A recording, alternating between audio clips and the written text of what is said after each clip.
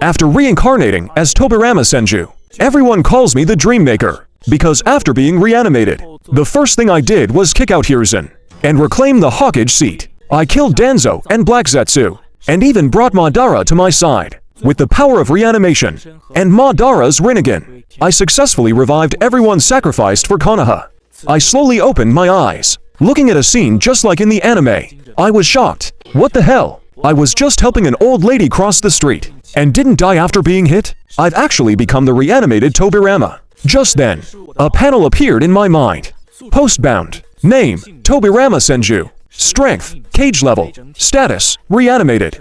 Task, escape Orochimaru's control. Reward, restore 70% strength. At that moment, Orochimaru put a curse seal into Hashirama's head. Hashirama's consciousness was wiped out, turning him into a mindless puppet. However, when Orochimaru tried to seal me too, I spun around instantly. I formed seals, water style, water dragon jutsu. A massive water dragon burst forth, and I successfully pushed Orochimaru back. I immediately formed my own seals. Reanimation, release. As I finished the incantation, the system's voice echoed in my mind. Congratulations, you've broken Orochimaru's control. Strength restored to 70%. Orochimaru broke into a cold sweat. This was clearly not part of his plan. Then, I turned to look at the shocked Hiruzen. Leave this brat who abuses forbidden jutsu to me. You handle him. You hold him off. Hiruzen nodded at his brother, and immediately flashed over to clash with Hashirama. Orochimaru pulled himself together, looking at me with a twisted smile. The legendary Second Hokage. I've always admired you. It is an honor to be your opponent. Before he could finish his sentence, a marked kunai appeared right before him. I flashed to it, grabbing the kunai. Flying Raijin Slash. Before Orochimaru could react, I had already severed his arm. Seeing Orochimaru struggle, I unleashed my finisher, water style. Water dragon biting explosion. Countless water orbs gathered in the air, instantly forming a massive water dragon. Panic set in for Orochimaru. He used all his power to control Hashirama, using wood style to interrupt my jutsu. He seized the chance to flee Konoha with his men. I used the flying Raijin to leave as well. As the barrier faded, several Anbu appeared before Hiruzen. Lord Hokage, are you alright? Hiruzen panted heavily, still reeling from the battle with Hashirama. Gather all ninjas, Chunin rank and above. Launch a counterattack on the sand and Orochimaru. After giving the order, Hiruzen gritted his teeth. Danzo, Konoha is in trouble. Where were you when this happened? Meanwhile, in a forest outside the village, I watched Orochimaru flee, but did not give chase. There are few scientists left in the ninja world. He might be useful later. After all, I had already placed a flying Raijin mark on him. If Orochimaru has any more evil ideas, I can kill him at any time. Just then, the system's voice chimed in my ear. Task, turn the tide of the Konoha crush. Eliminate the sound ninjas in the village. Reward, full strength restoration. I sneered coldly. This task was far too simple. I didn't even need to do it myself. The Konoha ninjas were already organizing a counterattack. Right then, a voice came from behind me. Are you the Second Hokage? I turned to see Jiraiya, one of the Sannin. Jiraiya, I last saw you when Tsunade was a child. I didn't expect you to have grown so old, but you're just in time. Come with me to stabilize the chaos in Konoha. By the afternoon, with my and Jiraiya's help, the remaining sound ninjas were surrendered and locked in prison. Those who resisted were easily wiped out. My strength was fully restored. The next day, in the Hokage office, I sat in the main seat. Clan heads, the Hokage, and the advisors stood before the desk. Kaharu Udatane spoke first. Teacher, we never thought you would be revived. I looked toward the voice. Kaharu, is it? To think you've grown so old. You're already a Hokage advisor. As everyone was lost in the shock of my revival, suddenly, Danzo, who had remained silent, suddenly spoke up. Teacher, Hiruzen Sarutobi, as the one entrusted with the Hokage title, you let your student Orochimaru experiment on people, and let him escape. This is why Konoha suffered this disaster. Kaharu and Homura never expected Danzo to attack Hiruzen, but the three were in the same boat, so they nodded in agreement. I remained silent, and questioned Danzo instead. Danzo, old friend, where were you when the village was attacked? Danzo wore a mask of righteousness. Teacher ... My root cannot suffer pointless sacrifices. I must preserve the village's strength, so the other four nations don't strike Konoha. Hearing that, I smirked coldly. This old fox has such thick skin. Had I not known the plot, I might have actually believed him. Just then, the system's voice echoed in my mind. Task, reclaim Konoha, reward, would release. My heart leapt with joy. My brother was invincible with would release. I must secure this reward. I cleared my throat. Everyone. My student, Hiruzen Sarutobi, has failed to lead, causing Konoha to suffer. I hereby remove Hiruzen Sarutobi from his post as Hokage. Who agrees? Who objects? Hiruzen sighed, as if he'd reached a major decision. He looked at me. Teacher, no need for them to choose. I am willing to resign as Hokage. I was stunned for a moment. It seems Hiruzen isn't as pathetic as I thought. I glanced at Danzo, who was secretly pleased. Does this guy think he'll be Hokage now? I'll kill that menace sooner or later. Since Hiruzen has stepped down, Konoha cannot be leaderless. I am resuming the position of Hokage. Does anyone have objections? As my voice fell, everyone expressed their agreement. Only Danzo looked conflicted. Just then, Luju looked at me gravely. Lord Second, this is no small matter. We must petition the fire daimyo. I nodded. I am well aware. I leave for the capital tomorrow. The next day, the Raikage received reports from his Konoha spy. He was in disbelief. What? Tobirama Senju has revived. And he's Hokage again. Damn Konoha. They can develop any jutsu. Why didn't they revive Hashirama too? This old fox isn't as soft as Hiruzen Sarutobi. The other cage were equally shocked to hear of my revival. In a hidden cave, Zetsu emerged from the ground. Tobi, the second Hokage, has revived. We must accelerate our plans. Tobi was unfazed. A dead man, that's all. Once the Ten-Tails revives, even Hashirama Senju is no threat. No one can stop the Eye of the Moon plan. At the village gate, under everyone's gaze, I set off alone to meet the daimyo. I went alone to flush out the rats in the village, and those coveting us from outside. As I left, a root member approached Danzo. Lord Danzo, the second has departed. Danzo sighed. Teacher, you are a relic of the old era. Konoha needs a new Hokage. Forgive me, teacher. Along the way, wave after wave of assassins from other villages attacked. But with my superior strength, I slaughtered them all. I sealed all their bodies into a scroll. I have the proof. I'll need to purge the village upon my return. After that, the others didn't dare to act. The rest of the journey was smooth. I met with the daimyo successfully, and he had no objections to my reinstatement. The wood release reward arrived. From the daimyo, I learned a shocking truth. Why the Senju clan disappeared. It was Sarutobi and Danzo's doing. They sent the Senju on the most dangerous missions, until only Tsunade remained. So much happened while I was gone. I can't believe they dared to persecute the Senju. I was too lenient with them. The next day, I started my journey back. Suddenly, four shirtless ninjas blocked my path, marked with black for symbol seals. Danzo-sama is the only one fit to be Hokage. For the future of Konoha, perish. Second, I recognized the technique. They were sacrificing their lives to seal me. But I wasn't panicked. I used Flying Raijin to escape their circle. The four perished from their own technique. Damn Danzo. Are you that eager to kill me? I rushed back to the village at full speed. The first thing I did was go to Danzo's place. He was inside, dreaming of becoming Hokage. I burst in. Danzo was stunned to see me. I gave a cold smirk. Danzo, seeing I'm not dead ... Are you disappointed? You even dared to use the for symbol seal on me. Danzo pretended to be clueless. What for symbol seal? Teacher, I don't know what you mean. Upon hearing this, fantasizing about becoming Hokage. Just then, I burst in. Danzo looked at me in disbelief, but I just gave a cold smirk. Danzo, seeing that I, your master, am alive ...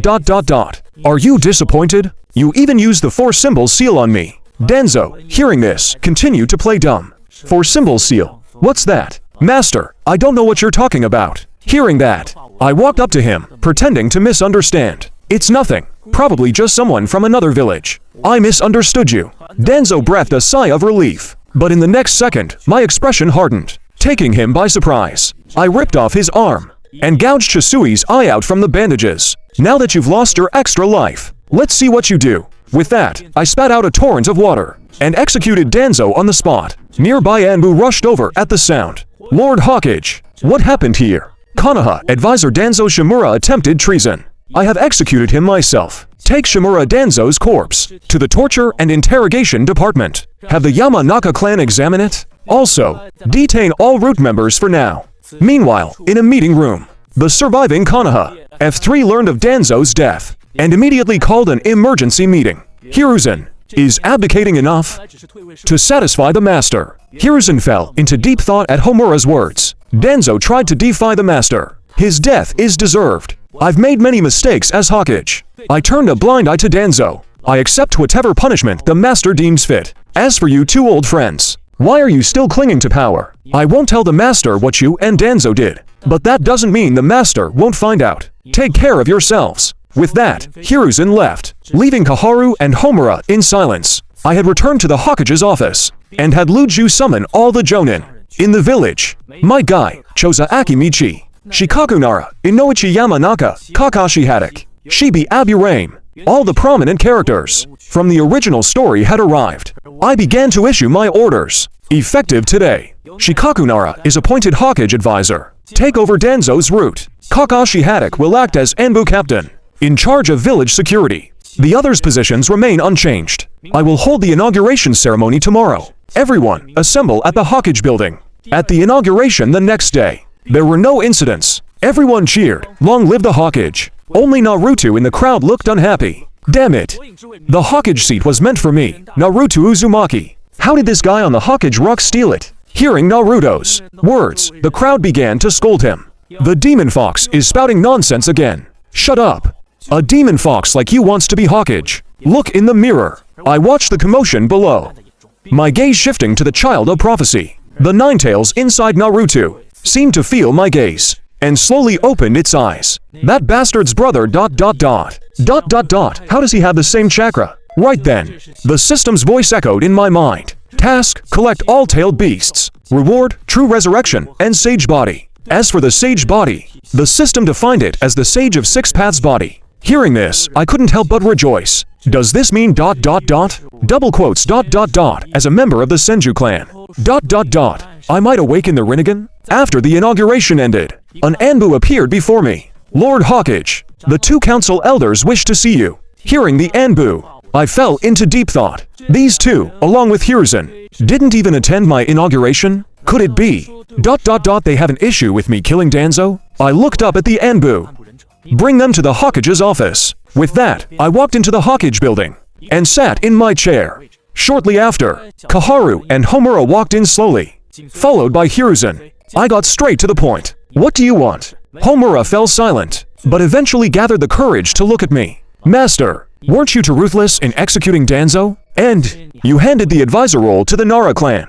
I fear their three clans might harbor treachery. Master, by doing this, before Homura could finish, I slammed the table. You say I'm ruthless when he sent assassins to kill me. Was he being merciful to me, or were you behind that as well? Homura, and Koharu shuddered in fear. Master, how could that be? We are absolutely loyal to you. That was all Danzo's doing. However, facing their excuses, I had no intention of being soft. Guards, seize these accomplices of Danzo. Two Anbu appeared before them and knocked them out cold. Take them to the torture department. Have the Yamanaka clan examine them. See if they were Danzo's accomplices. If it's a mistake, just release it. As I finished speaking, the Anbu dragged them out of the office. Hiruzen looked at me, trembling.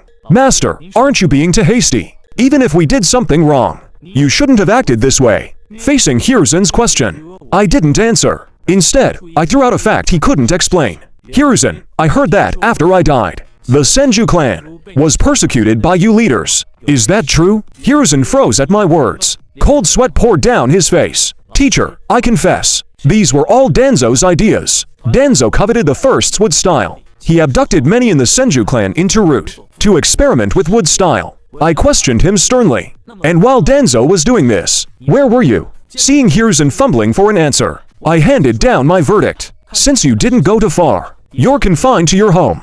I'll assign an Anbu to watch you. Understood. Thank you, teacher. A week passed. The events in Konoha spread across the ninja world. In a Suna meeting room, with the 4th Hokage Rasa missing and presumed lost, Suna's daily affairs fell to the elders led by Chiyo. Then, Chiyo looked at the others sharply. Orochimaru's attack on the 4th Hokage is a matter for later. Now that Senju Tobirama is back, our alliance with Orochimaru against Konoha will surely trigger their retaliation. Not only did we lose our Hokage, but our Jinchuriki is detained in Konoha. How do we quell Konoha's fury?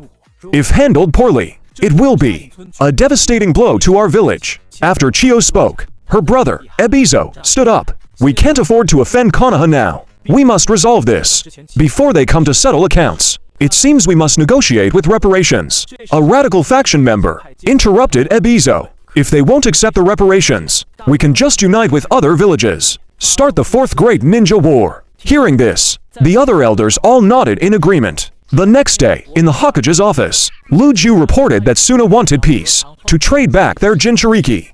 Hearing this, I smiled faintly. Trading back the Jinchuriki is unlikely. The system's mission requires all 9 beasts. I instructed Luju, handle it as you see fit. I'm going out for a walk. I've been revived for a while, but haven't seen Konoha properly.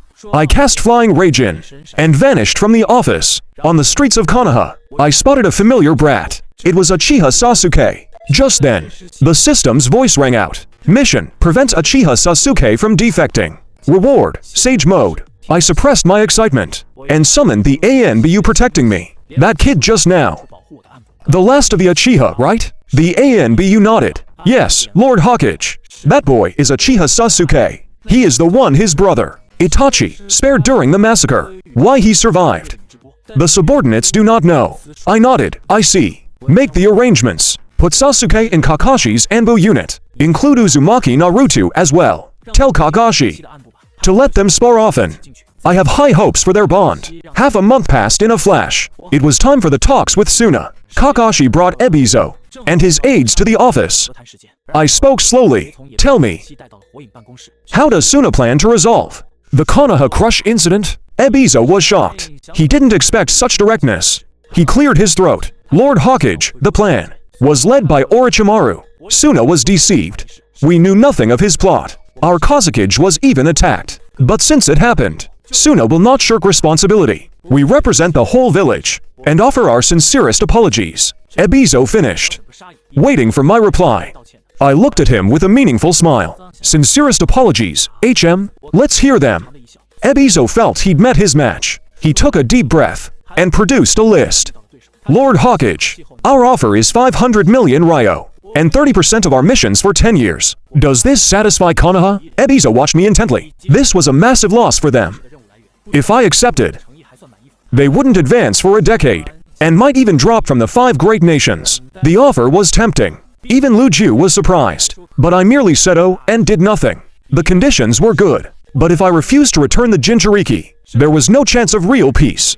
Besides, if we crushed them on the battlefield, would we get any less?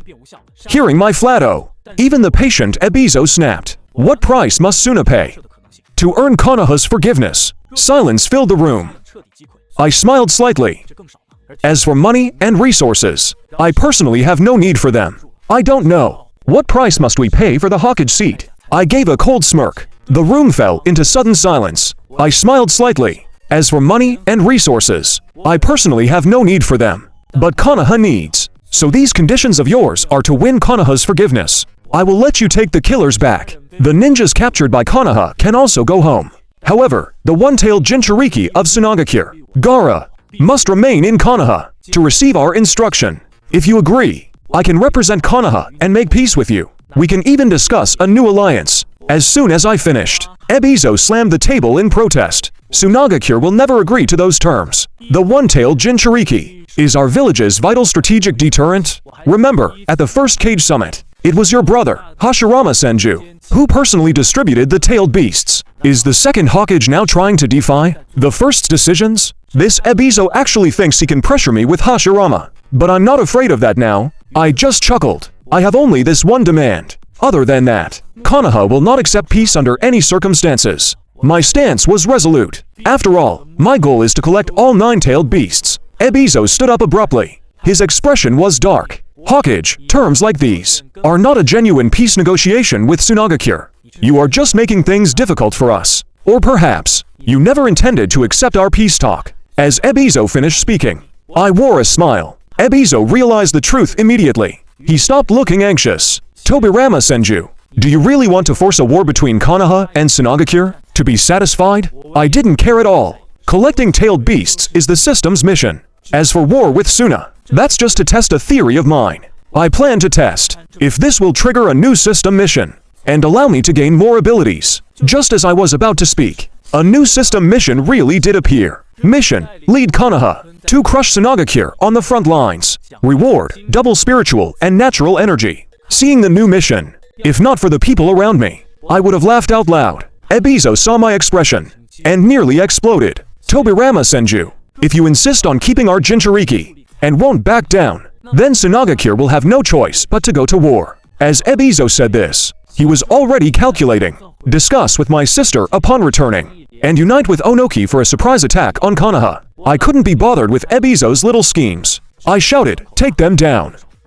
Kakashi and the Konoha teams waiting outside. The major crimes unit burst through the door in an instant. Ebizo and his subordinates were captured immediately. Seeing this, I nodded to Shikaku. Take them to the interrogation room. Have intelligence extract all the secrets from their minds. Then, I went to the roof of the Hokage building and overlooked the entire village. The next moment, my voice resonated in the ears of everyone in Konoha. Summon all Konoha ninjas. We go to war with Sunagakure in 3 days. As my voice faded, I vanished. But the village was now in an unprecedented uproar. Spies hidden in Konoha were in a state of turmoil. Soon, one spy after another sent news to the leaders of their respective villages. The news of Konoha's war with Sunagakure, in less than a day, spread across the entire world. The entire ninja world was shaken yet again. Land of Wind, Sunagakure, Granny Chio, over 60, looked grim.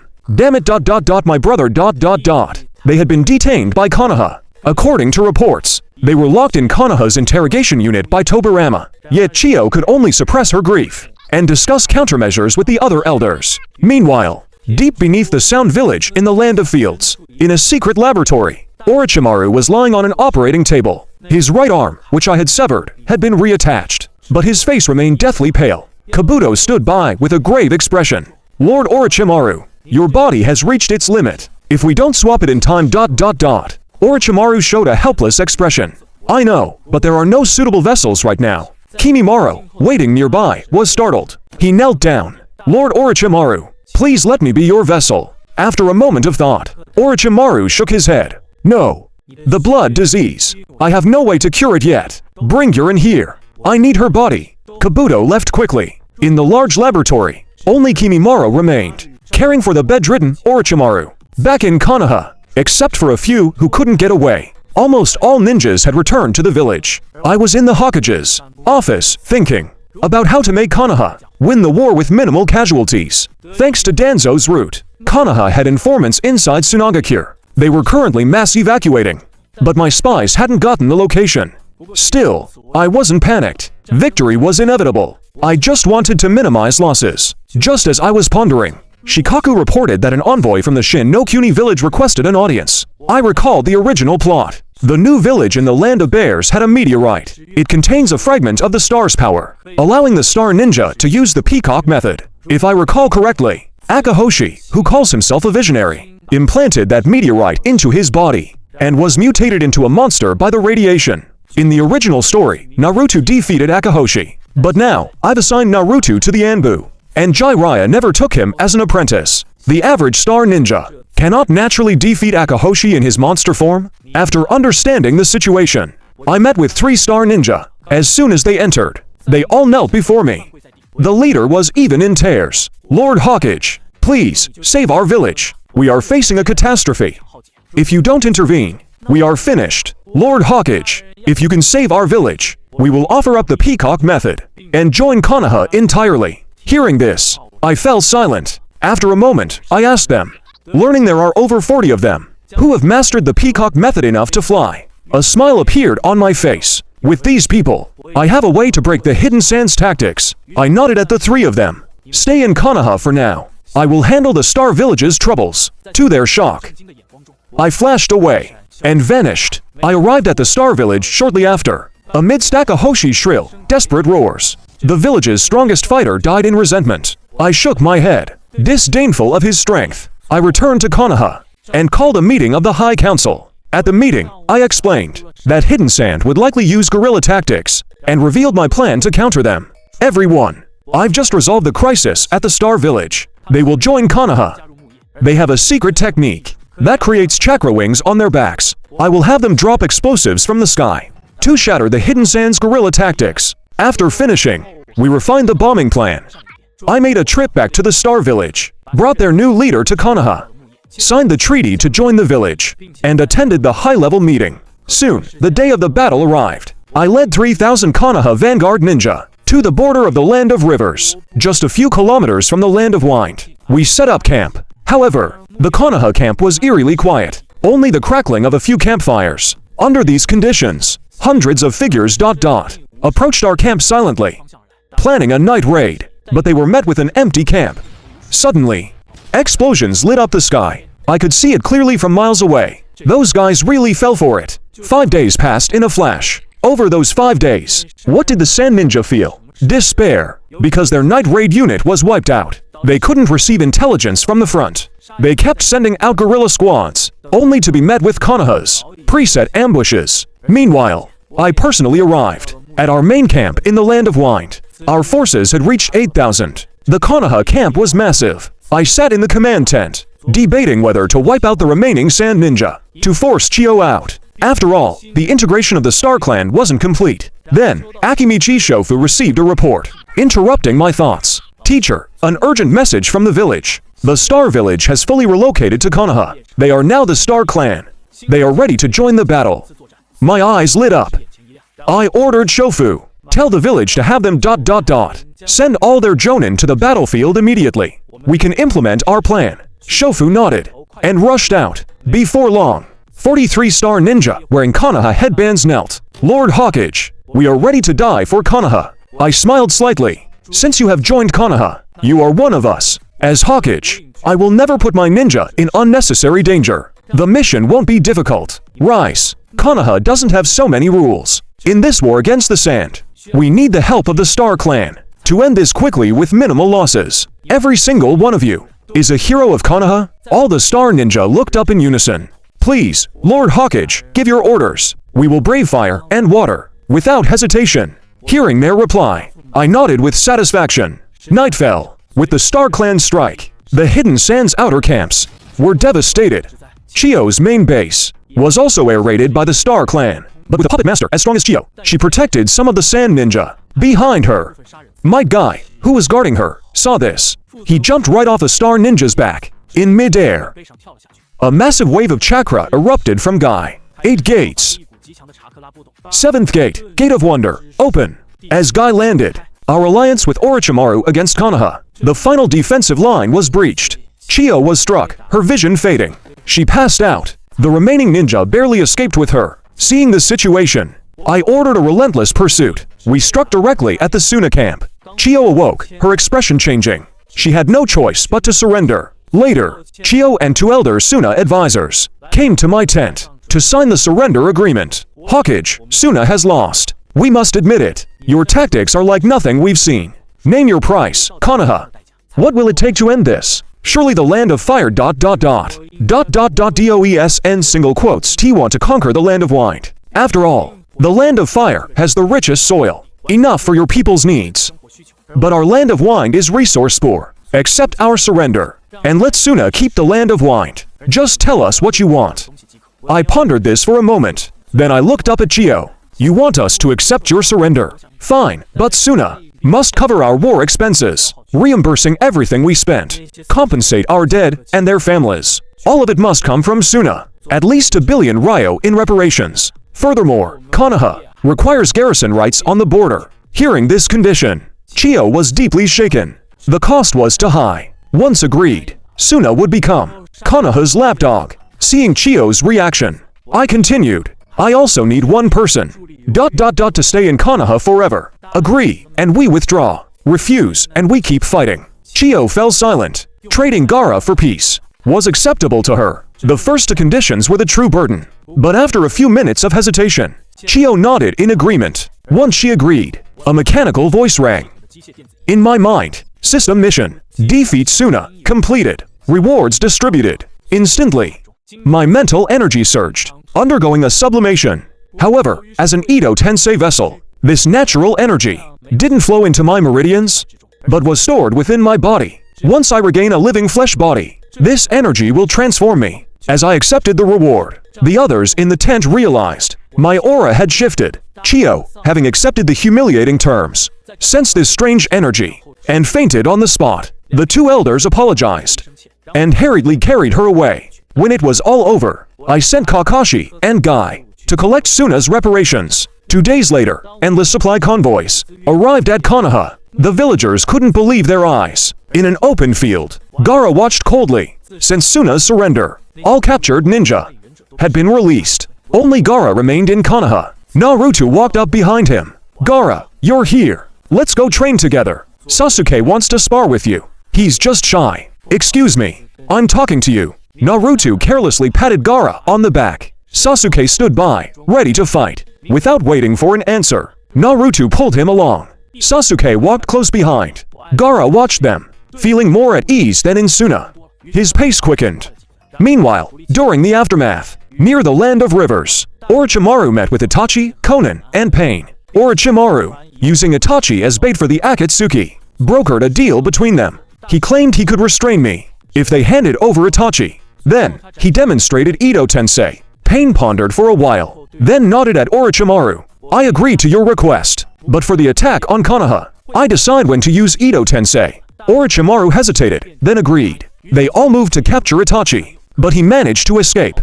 Hearing this news, I fell into deep thought. Hunted by the Akatsuki, this doesn't match the original plot, but that's to be expected. Since I've been reborn, the butterfly effect is in motion. I turn to Luju. Luju, I'm going to investigate what's going on with Itachi and the Akatsuki. Handle things here for now. Without waiting for a response, I vanished from the room. At the border of the land of fire, Itachi stood, using a crow as his eyes. Listening to the sound of water, he found a small stream and observed his surroundings. Unnoticed by Itachi, on the opposite bank, a figure emerged from a tree, a being wrapped in a pitch black and white form. Hey!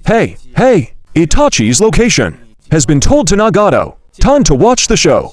A faint movement occurred, and a figure slowly sank into the ground. Soon, Itachi was surrounded again. Haiden was about to behead Itachi when I appeared and kicked him hundreds of meters away. Haiden crashed through dozens of trees before finally stopping. Seeing this, Kakuzu felt a sense of unease, and the Deva Path frowned deeply. I looked at them with a cold expression.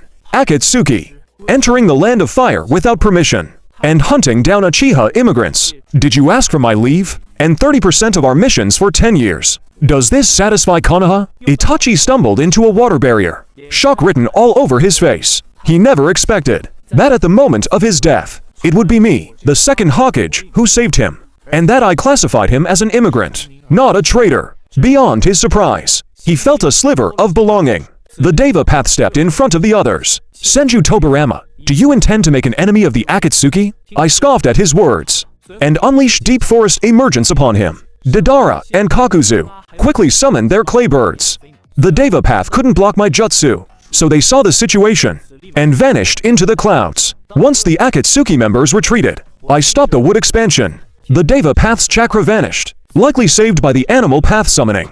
Afterward, I looked at Haiden, now just an upper body. He was still cursing at me, so I performed a sealing jutsu and struck his head with my palm. Itachi then staggered over to me. After a moment of contemplation, I asked if he wanted to return to Konoha. Itachi trembled at the question, but he didn't know how.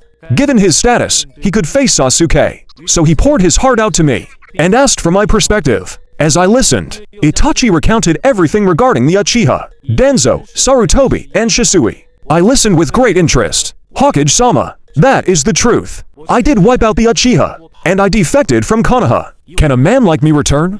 Itachi looked at me. I smiled and nodded. Why not? If you want to, you can return to the village anytime. I know what you are worried about, but Danzo is already dead, and his crimes are known to all in Konoha. Sarutobi is under house arrest, and the corrupt elders have been purged. I can announce the truth of the clan's end, and clear you of being a traitor. If you wish, your status as an Akatsuki spy can be revealed. You will no longer be a traitor to Konoha, but a hero who endured humiliation. As for whether your brother will accept you, you are being too arrogant. If you want Sasuke to live a normal life, you must treat him as an equal, instead of raising him as a tool, filled with hatred for the village. You should tell Sasuke the whole truth. As I analyzed the situation, Itachi suddenly realized, I understand. Hokage-sama, Thank you for your guidance. I am willing to return to Konoha and contribute to the village. I chuckled at his response, but looking at his eyes, I frowned. What happened to your eyes? Seeing my question, Itachi explained the whole sequence of events. Hearing the name Orochimaru, I wasn't surprised, though I made a mental note to be wary of him. Then, I asked, do you have Shisui's eye? Unsure why I asked. Itachi nodded. He described using Koto Amatsuki on Konan to escape, but since he couldn't use his full power, the control was likely broken. A look of surprise flashed across my face. I hadn't expected his escape to be so harrowing. I performed a few hand signs and opened a scroll.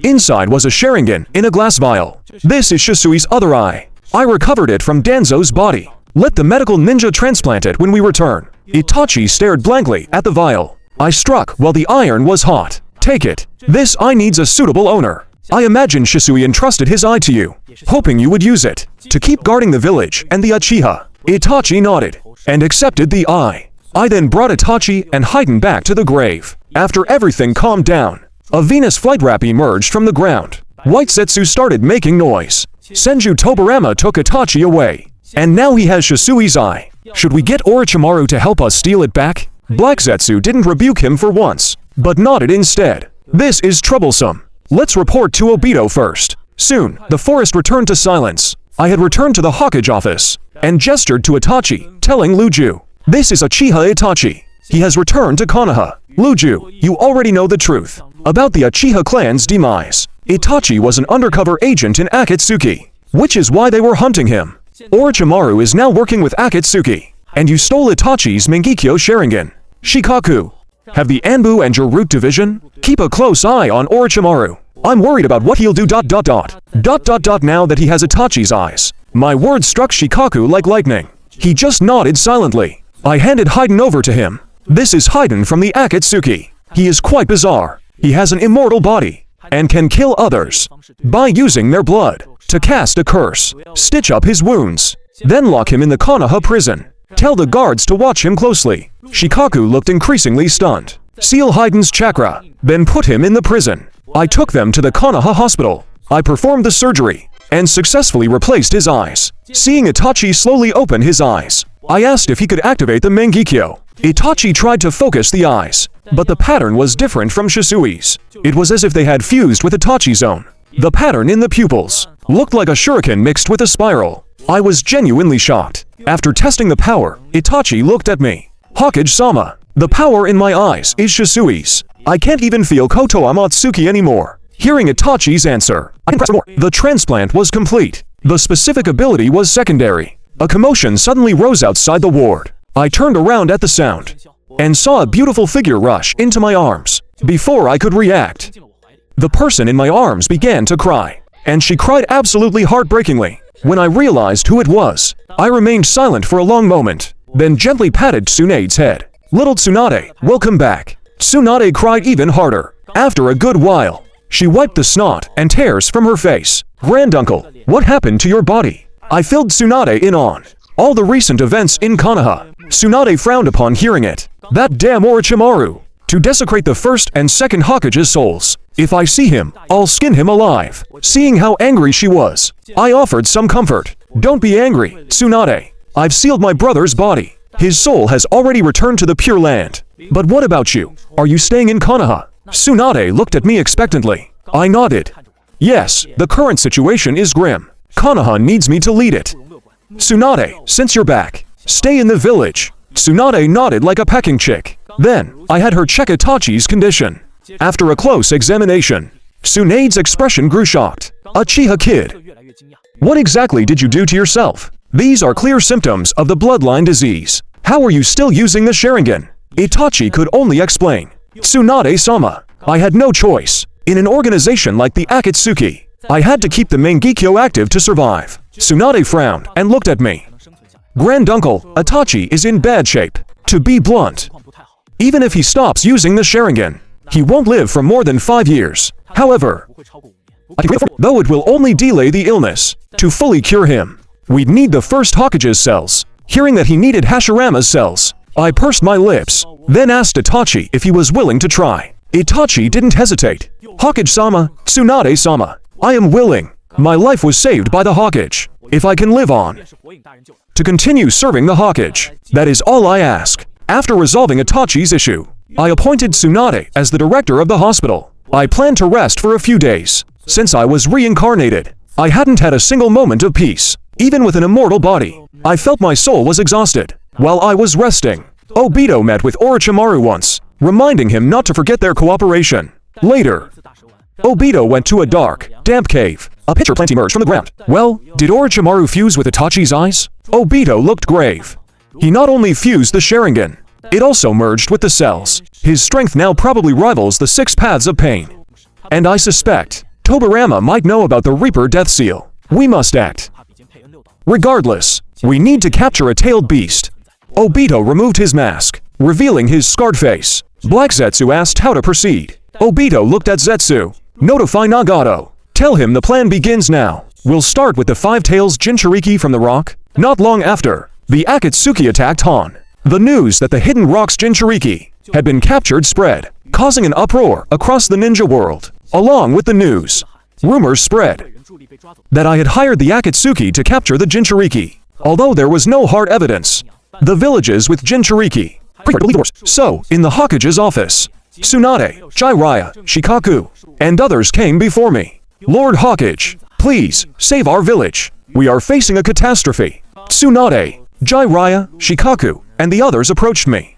Accomplices. He was furious. What a bunch of bastards. How can they say second grandfather is behind this? I narrowed my eyes slightly. Someone, ... wants to stir up hostility against Konoha. The person behind this, ... probably wants everyone to think I'm trying to collect all the tailed beasts, ... and trigger the 4th Shinobi World War. Tsunade was even more furious. Damn it, why would second grandfather want the beasts? I smiled slightly at her words. Tsunade, here ... You're wrong about that. Collecting them is indeed one of my goals. But I'm not behind this specific incident. The office fell into a brief silence. Jiraiya couldn't help but ask, Lord Hokage, may I ask why you want to collect the tailed beasts? I glanced at Jiraiya and spoke slowly. In these few short decades, we've seen 3 shinobi world wars. My eldest brother distributing the beasts ... was a huge mistake. I never agreed with it. But he insisted that ... distributing them would balance the power. History proves ... that distributing the beasts ... only makes wars larger and more destructive. Therefore, all 9 beasts should be held by one village. The deterrent would hang over every other village, preventing them from ever thinking of war. And with me here in Konoha, we don't need to worry about them rampaging. This is the perfect time. If we collect all 9, we might actually achieve true peace. Everyone was shocked by my theory of peace through deterrence. But after some thought, they realized it made perfect sense. Seeing this, I delivered my final point. As for the rumors in the ninja world, let them talk. Without proof, they can't do anything to us. If any village ... tries to pressure Konoha based on rumors, I will make them regret it. Ending the topic. I took Tsunade to the hospital to transplant Hashirama's cells into you. After the surgery, you struggled to endure the corrosive nature of the cells. I don't know how much time passed. You, who had been lying in bed, finally sat up. A rare smile appeared on his face. Lord Hokage, Lady Tsunade, I feel better than ever. The illness that caused me such suffering, it seems to have been cleared. Plus, I feel my chakra reserves have expanded significantly. There's also a strange new power in my body. Tsunade stepped forward and pressed her palm gently against Yu's back. I really can't sense any issues with you anymore. But your eyes, they seem to have changed. Hearing this, I thought of Shisui's eyes that you had. It seemed the pattern had changed. So I asked you, do you feel any changes in your eyes? Yu was taken aback at first, then carefully focused his senses. Lord Hokage, I know the Sharingan has changed, but I'm afraid I can't explain it simply. Perhaps we could find an open area, and I can demonstrate. Afterward, we went to the Forest of Death. The Mangekyo Sharingan in Yu's eyes spun rapidly, and he summoned a full-body Susanoo. I watched in amazement, but upon closer inspection, I noticed his full-body Susanoo was quite small, only about 50 meters tall. You panted and said, Lord Hokage, this is my limit. After integrating Shisui's Sharingan, my SUSANOO ... seems to have reached a new stage. But the physical strain is immense. Without the first Hokage's cells, I would have been drained dry instantly. I touched my chin, lost in thought. In the original story, only Madara, Izuna, Yu, and Sasuke awakened the eternal Mangekyo after merging eyes. So, it became a rule that eyes must be related by blood to merge. But Shisui and you weren't direct relatives. The two pairs of eyes didn't merge. So, it's not the eternal Mangekyo. It's a type of eye that has never been seen in the ninja world. A Sharingan born from a different ocular race, capable of a full-body Susanoo, but clearly weaker than the true form. I pondered for a moment. I could only think of that as a logical answer. So I asked how his ocular power consumption was. I wanted to know, if these eyes also possess the eternal ability. It consumes a massive amount of chakra. I wasn't too disappointed. Yu's strength had improved greatly. His chakra issues were alleviated, and his illness was cured. I took him back to Konoha with satisfaction. But as soon as I sat in the Hokage's office, an envoy from Iwagakure arrived. I met with the envoys, and called for you, Kakashi, and the others. Seeing you in the meeting room, the 4 Iwagakure shinobi flinched. They were even more convinced that Konoha was colluding with the Akatsuki, led by Kitsuchi. 3 Iwagakure jonin sat across from me. Kitsuchi then started to push the issue. Hokage, we asked that Konoha, return our 5 tails Jinchuriki. Immediately. I almost fell out. Excuse me, but the Akatsuki took the Jinchuriki. Why is Iwagakure asking Konoha to return them? Seeing my attitude, Kitsuchi's eyes practically bulged out. The Akatsuki were hired by Konoha, or rather, hired by you, the Hokage. Akatsuki members, have already admitted it to Artsukage personally. If that evidence isn't enough, then what about this? Kitsuchi immediately pulled out a scroll. I will handle the Star Village's troubles. Opening it, a Konoha headband appeared on the scroll. This headband, we took from a Konoha ninja. He was infiltrating our country. According to his confession, they were under the Hokage's orders to investigate the Jinchuriki in our land of Earth. When he tried to escape, we killed him on the spot. While fleeing, he used the shadow possession jutsu of your Nara clan. His name was Dan Nara. Upon hearing Nara clan, my secretary, Luju, changed color. He whispered to me, where only 2 could hear, Lord Hokage, we do have a chunin named Dan Nara, but he was confirmed KIA during a mission a few months ago. Hearing this, I began to think. A possibility quickly came to mind. White Zetsu has a transformation jutsu. Once they have the target's chakra, they can mimic them perfectly. Not even their closest ones, or sensory ninja, can tell them apart. No wonder Hidden Rock dared to blame my organization. Someone is pulling the strings. Kitsuchi spoke up again. Hokage, how do you explain this? And why is that Akatsuki member, Itachi Uchiha, here behind you? What kind of deal do you have with Akatsuki? Kitsuchi stood up, massive frame looming, and slammed his hand on the table. I remained composed, and replied calmly, Itachi Uchiha is an undercover agent I planted in Akatsuki. His goal was to gather intelligence. His mission is complete. So naturally, he returned to the village. As for this Dan Nara you mentioned, I can only tell you this. He was not a Nara clan ninja, but someone in disguise. As for who it was, I cannot say. Also, the disappearance of the tailless Jinchuriki has nothing to do with me, nor with Konoha. Who you should really be looking for is Akatsuki. Kitsuchi was instantly infuriated. Fine.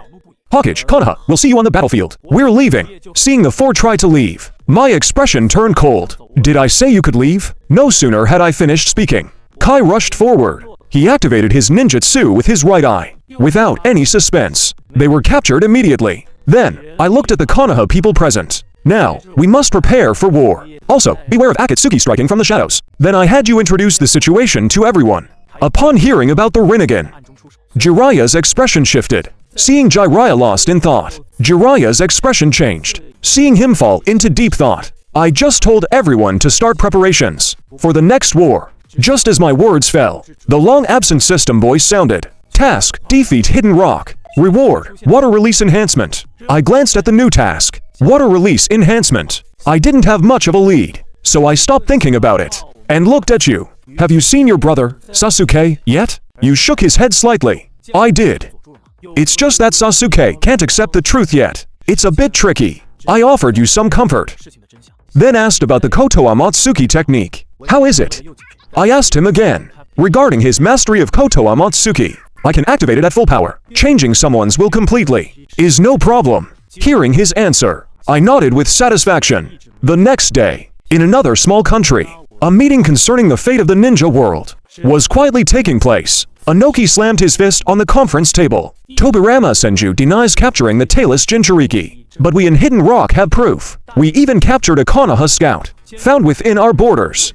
Members of Akatsuki also confessed to me that it was directed by Tobirama Senju. They are capturing Jinchuriki. Have already admitted it to Artsukage personally. He confessed that Tobirama was the one who instigated it. After Inoki finished, Chio immediately chimed in. Our Hidden Sands one tail was taken by him. Hidden Rock's 5 tails was also taken. Who will be next? Chio grew increasingly furious. As discussions continued, everyone joined forces, deciding to form a ninja alliance to strike against Konoha, with the scribbling of signatures in the tent. This ninja world conference, led by the Tsukage, came to a close after the meeting ended, and the people had left. 2 figures emerged from nowhere. Obito looked at the figure and nodded. 2 figures appeared out of nowhere. Obito looked at Zetsu. Zetsu let out a laugh. Once the so-called ninja alliance fights Konoha, we can seize the tailed beasts in the chaos. How about we have the white Zetsu disguise themselves as Konoha ninja and go cause chaos in those villages? The more chaos, the better for us. Amidst the hushed chatter, the 2 figures gradually vanished. 2 days later, in the Hokage office, I received intelligence about Inoki's meeting and news of others posing as Konoha ninja to cause trouble. I knew this was Akatsuki's doing. They wanted to hasten the outbreak of war. However, this played right into my hands. So, I told Luju to declare war now. Luju. However, the Konoha camp was eerily quiet. Only the crackling of a few campfires. Select the strongest members of the Star Clan. Raid the airspace above the Stone Village tomorrow night. They don't need to infiltrate. Just toss these special kunai inside the village. Once they've thrown the kunai, have them retreat immediately at full speed. Tomorrow night, I'll create a huge distraction in the Stone Village. It will force them to focus on defense. After saying that, I pulled out some kunai marked with my flying Raijin seal and handed them to Lu Jiao, then left the office. Meanwhile, in the Stone Village, Inoki was sighing because he couldn't find Roshi. I, however, had already arrived at a massive active volcano in the land of Earth. Roshi, dressed as a monk, was training. I appeared before him with you. Less than 3 seconds later, you and I struck simultaneously. We knocked him unconscious. We bagged the 4 tails Jinchuriki and left. We wasted no time heading to the next spot. I took you to a massive waterfall. The hidden waterfall village inside is where the 7 tails Jinchuriki resides. It's also rumored to possess the hero's water, which increases a ninja's chakra dozens of times over. Itachi, we've arrived. The waterfall village is behind this falls. The strategy is a quick blitz. Get the Jinchuriki and get out. If anyone interferes, no need to hold back. You nodded. I led him flying toward the waterfall. After taking out the waterfall guards, we entered the village. After killing some ninjas who blocked our way, we finally alerted the village leader and the 7 tails Jinchuriki, Fu. I immediately signaled you. You activated his Mangekyo Sharingan. Moments later, Fu collapsed, unconscious. Seeing this, I couldn't help but marvel at the Mangekyo. It's the ultimate tailed beast counter. I hoisted the unconscious Fu, ready to leave. The leader tried to stop us, but I dealt with him instantly, ignoring the hateful glares behind me. I carried Fu out through the waterfall. After a short rest, we traveled into the night toward the land of water. Because the distance was so great, it was already the next day when we arrived. We began searching for the 6 tails Jinchuriki, Utakata. I soon sensed the 6 tails' massive chakra. Meanwhile, inside a dark cave, the entire Akatsuki organization had assembled. Pain issued new orders. Assuming things go as expected, war will break out in a few days. Once the war begins, we will immediately start capturing the tailed beasts. A moment later, the figures in the cave left one by one. I had already found Utakata, repeating the previous steps. I had you knock him unconscious. Then I looked up at the sky. The setting sun was disappearing over the horizon. Thinking about tonight's plans, I decided to stop capturing beasts for now. After all, the 1, 4, 6, 7, and 9 tails Jinchuriki are our leverage, are currently under my control. Akatsuki took the 5 tails. The 3 tails former Jinchuriki, Yagura, died not long ago. The 3 tails is still in its rebirth phase. The remaining 2 and 8 tails are perfect Jinchuriki, well protected inside the Cloud Village. Not easy to get to. So, I took Utakata back to Konoha.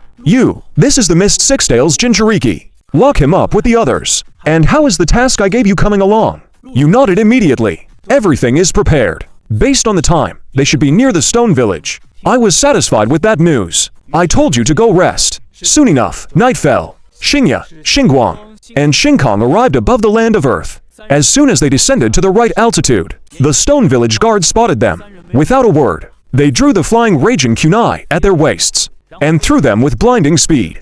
Before the stone ninjas could react, the raging kunai were planted. Inside the Stone Village grounds, the three of them exploded with speed. As soon as the mission was complete, planning to flee far away, suddenly, a beam of white light struck Shinkong, hitting him in the back. Onoki roared, "You pathetic cowards of the Leaf Village! Not today!" Shinya and Shinkong struck down mid-air, looked at each other with sorrow. They flapped their wings, preparing to retreat. Seeing this, Onoki charged up his light beam again, but at that moment, I appeared before him. Onoki's expression turned to shock. "Senju Tobirama, I underestimated you. To think you dare invade our village alone." I waved my hand dismissively. "Onoki, you should have known. Once you decided to start a war with the Leaf, the moment you thought of waging war on the Leaf, you dragged the hidden mist into your camp. I didn't waste any more breath. I began the destruction. Onoki and his ninjas tried to stop me, but it was useless. After killing a few more, I felt this pace was too slow. So, I summoned the Deep Forest Emergence. Instantly, at least half the village was covered by a dense forest. Looking at the ruins around me, and the miserable remains of the stone ninjas, Onoki clenched his fists. "Akatsuchi, take a squad. Go notify Kurotsuchi, who is guarding the civilians. Have her bring the remaining ninjas ...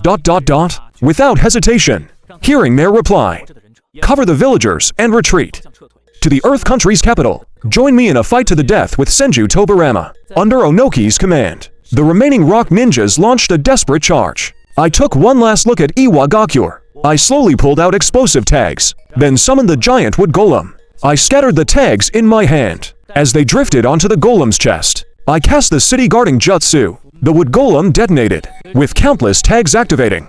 A bomb hundreds of meters wide formed, as this flaming giant of explosions charged into the deep forest. A cataclysmic explosion rocked all of Iwagakure. After the massive blast subsided, only burning ruins remained, and a sky bathed in a red glow. I dusted myself off, standing on a hill near the village. If you knew this would happen, why start it in the first place? With a flash, I vanished, leaving nothing but sighs. By morning, scouts from various factions saw the scene and were left stunned. A sudden shout drew everyone's attention. Someone pointed at a few corpses. "That looks like the Tsuchikage and his disciple." The crowd turned pale, confirming it was Onoki and Akatsuchi. They broke out in a cold sweat. They abandoned the ruins and fled the scene immediately. By then, I had returned to Konoha, checking my system rewards. As the water style enhancement arrived, a white light surged into my body. At that moment, Tsunade and the others entered the Hokage's office. Tsunade ran up and hugged me. "Tobirama Senju." I gently patted her head, ignoring the worried looks of the others. The water style enhancement gave me more confidence. Suddenly, an Anbu reported that envoys from the cloud and mist were here. I raised an eyebrow. These two villages had just attended Onoki's Ninja World Conference. Seeing Iwagakure wiped out so fast, they've already come to surrender. Yes, the current situation is grim. I had the Anbu take them to the meeting room. Chojuro and his Miss Jonin didn't even dare to breathe. Darui was restless too. Soon, I arrived at the meeting room with Tsunade. Chojuro endured the pressure and spoke first. "Lord Hokage, I am Chojuro, leader of the Mist delegation. Apologies for the intrusion. I am very sorry. I wonder if you would be interested in hearing what the Mist has to say." He forced a fawning smile. I nodded at this. "Good. Your attitude is acceptable." Chojuro breathed a sigh of relief. "Lord Hokage, we came to Konoha to form an alliance."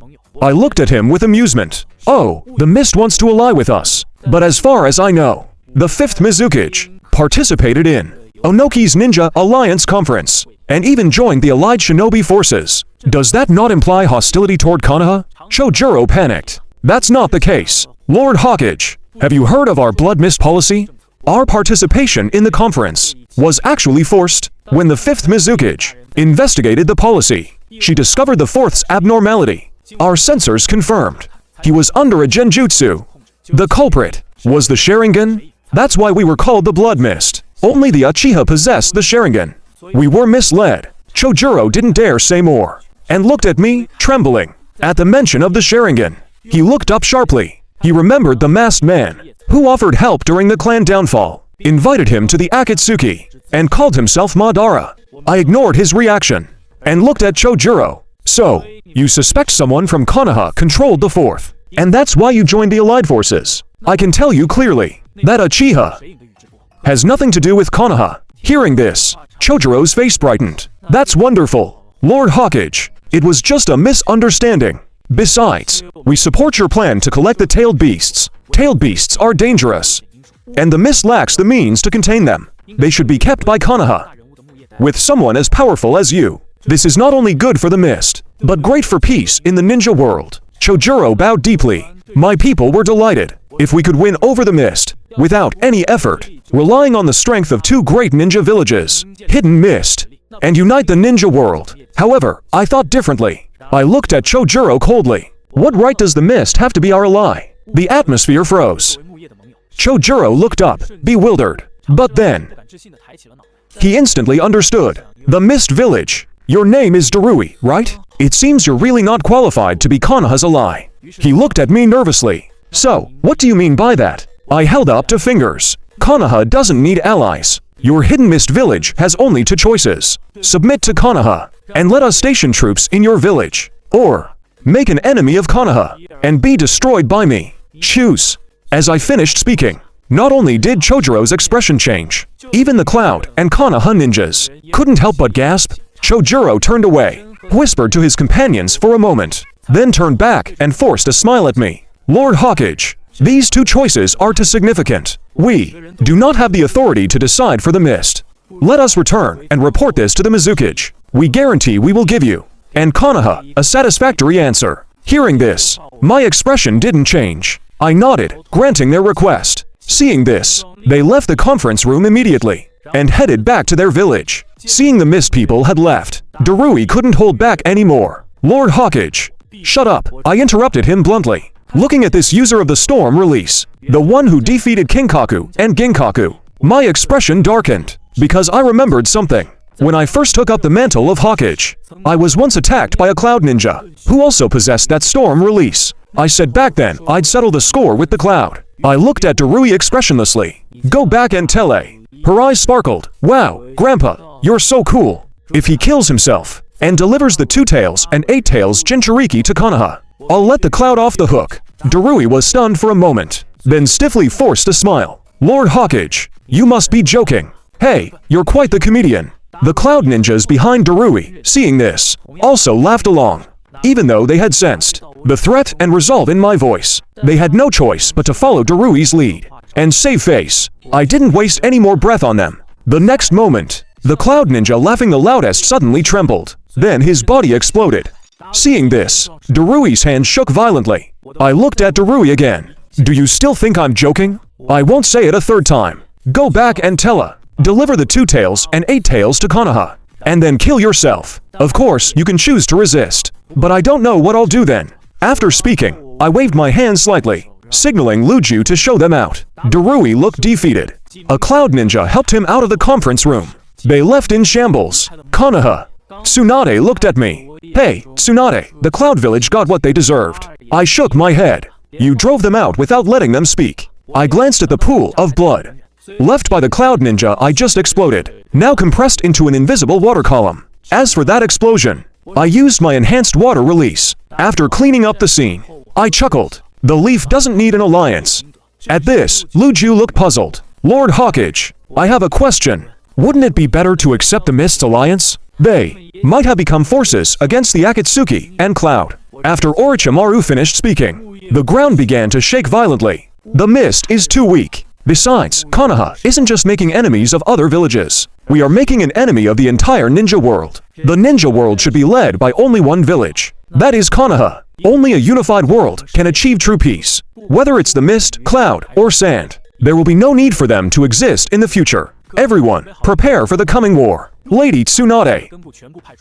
Search closely for intel on the Akatsuki and Orochimaru. Once you find their tracks, report to me immediately. I strode out of the conference room. The Akatsuki should make a move in the next few days to guard against Orochimaru's reanimation jutsu. I must be fully prepared. Elsewhere, as the envoy returned to the Cloud Village, I was furious upon hearing the news. Bastard! How dare he threaten me? Does he think the Cloud is as pathetic as the Mist? Pass the order. Prepare the whole village for war. We'll fight Konoha to the end. Just as the cloud prepared for war. In the Sound Village, Orochimaru was busy researching the white Zetsu test subjects provided by the masked man.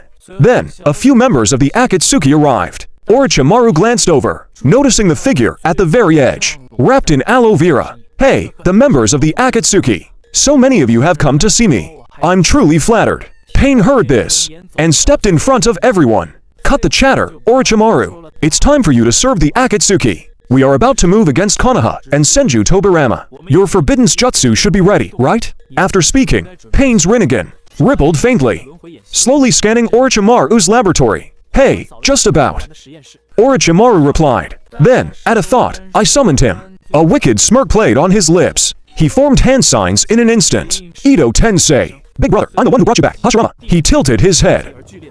Wooden coffins slowly rose from the earth, with the sound of lids crashing to the ground. Lifeless figures emerged before everyone's eyes. Orochimaru finally let out a breath. Considering Tobirama Senju's power likely surpassed the cage level, ordinary Edo Tensei summons wouldn't be effective against him, so I've only summoned warriors of cage level strength, starting with those from the 5 great villages, including the 4th Kazekage Rasa, the 3rd Kazekage, the 3rd Tsuchikage Inoki, the 2nd Tsuchikage Mu, the 4th Mizukage Yagura, the 2nd Mizukage Jangetsu, and the 3rd and 2nd Reikage.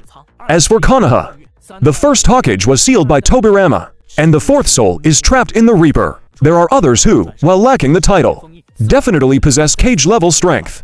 This includes the Gold and Silver brothers, Hanzo of the Salamander, and others like Yaking.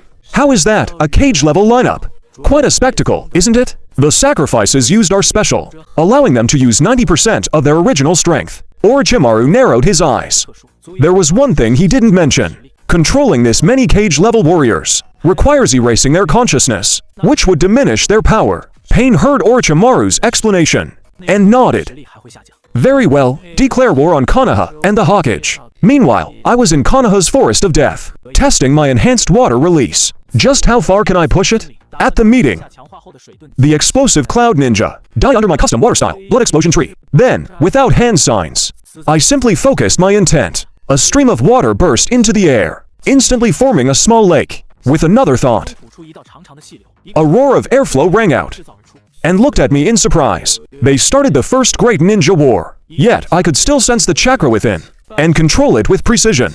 The remaining water in the lake began to condense, solidifying into blocks of ice. Liquid, gas, and solid, the 3 states of water. And it didn't end there. My water-style chakra consumption dropped, and the scale grew larger. Since I can manifest this much water, could I build a gun dam? I decided to try. I controlled the flow to form a 100-meter tall water giant with the surface tension of water. This giant is nearly immune to physical attacks. Even Madara's perfect Susanoo would struggle to destroy it, but I have to consider more than just Madara. With so many enemies targeting Konoha, even the current village forces would struggle to resolve this easily. Suddenly, a thought flashed in my mind. I remembered something I'd forgotten. I dispelled the water giant and flashed to the root laboratory. I took out a seal scroll and opened it. A wrapped bundle fell to the ground, covered in black runes. I picked it up and broke the seal. It was the Hashirama I'd sealed away. A hand ripped through the restraints and reached out. Why is it so dark? Hashirama's head poked out, and he looked around, confused. When he saw me, his face lit up. Tobirama. Did that guy do this again? Look, I told you not to mess with forbidden jutsu. Now we've been summoned as punching bags again. He crawled out and stood before me. I could only shake my head. Brother, I summoned you. Hashirama tilted his head, looking surprised. I explained the situation to him. Hearing the shocking news, Hashirama's expression changed. Not only did it not make them hesitate due to power balance, it made them even more reckless when starting wars. In the few decades that followed, and you're collecting all the tailed beasts? He let out a string of exclamations, then fell into a rare, deep silence. After a long time, he finally spoke. Are those 2 Uchiha still okay? I nodded immediately. Don't worry, they're doing fine. And both are male. The Uchiha line won't die out. Hashirama hung his head, showing a sorrowful expression. And the Senju? I reached out and patted his shoulder. Don't worry, a branch of the Senju still remains in the capital. Tsunade is alive and well. Learning that both clans had successors, Hashirama recovered from his sorrow. Tobirama, didn't you agree with my decision to distribute the tailed beasts? Why start a war for them now? Wouldn't that destroy the peace in the ninja world? I didn't accept his criticism and interrupted his lecture. Brother, you're wrong. Peace in the ninja world has long since ceased to exist. Just years after you died, the other villages lost their hesitation. They started the first ninja war. That's when I died. Distributing the tailed beasts to the 4 nations didn't make them hesitate due to balance power. Instead, it made them even crazier. When they launched their wars, Hashirama watched me admit it. The Deva Path's chakra vanished, likely saved by the animal path summoning. A look of shock on Madara's face, but I shook my head. Big brother, this is dangerous. I need to recast the reanimation jutsu on you. 3 shinobi world wars have erupted. As much as I hate to admit it, history proves Madara was right. Only a unified nation can achieve true peace. This one village per country system only breeds endless chaos. I'll choose from among the most heinous criminals as sacrifices. I discovered that this village was actually built by Orochimaru. He shook his head. Forget it. Leave these matters to you, Tobirama. According to what you said, that small organization will attack soon. Is that so? Hashirama turned stern. I nodded solemnly. Yes, they've likely used Edo Tensei to revive countless powerful figures, very likely including Madara. Hashirama's eyes lit up at the name. My face fell. As expected, whenever Madara is mentioned, he loses all focus. Brother, stay calm. This isn't a good thing.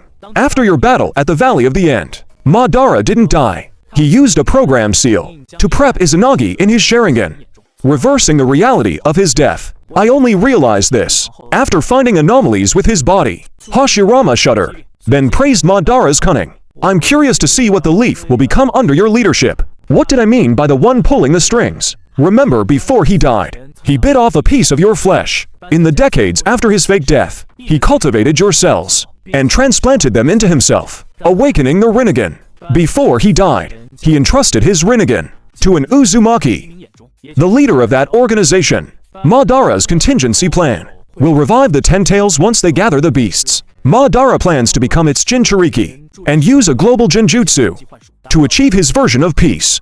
I finished, and Hashirama scratched his head, looking confused. I didn't have time to explain details. Brother, that's too complicated. In short, Madara was deceived. He's being used by a mastermind. That ultimate Genjutsu is a lie. Madara is about to be revived by Edo Tensei to complete his goal of reviving the Ten Tails. Brother, just tell me, will you help save him from this scam? Upon hearing this, Hashirama understood instantly. Tobirama, you should have said so. So that's how it is. We must defeat that mastermind. We can't let Madara be fooled anymore. But Tobirama, right now, I can only use less than 30% of my power. I'm afraid I won't be much help. Hashirama said this and hung his head, looking quite dejected. I smiled slightly. Don't worry, brother. If I need your help, I have a way to make you effective. But I need your cells. I rummaged through the lab and found some cell samples. Brother, release this vessel first. I need to perform Edo Tensei again. Nagato was shocked by these words. He picked up the cell keys from the unconscious ninja. Obito gently opened it.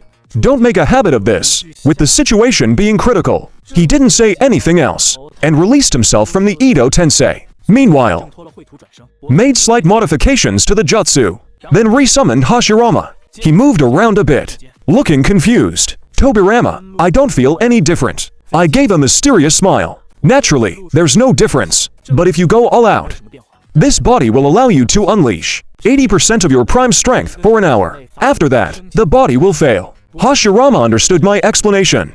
I brought him to the Hokage's office.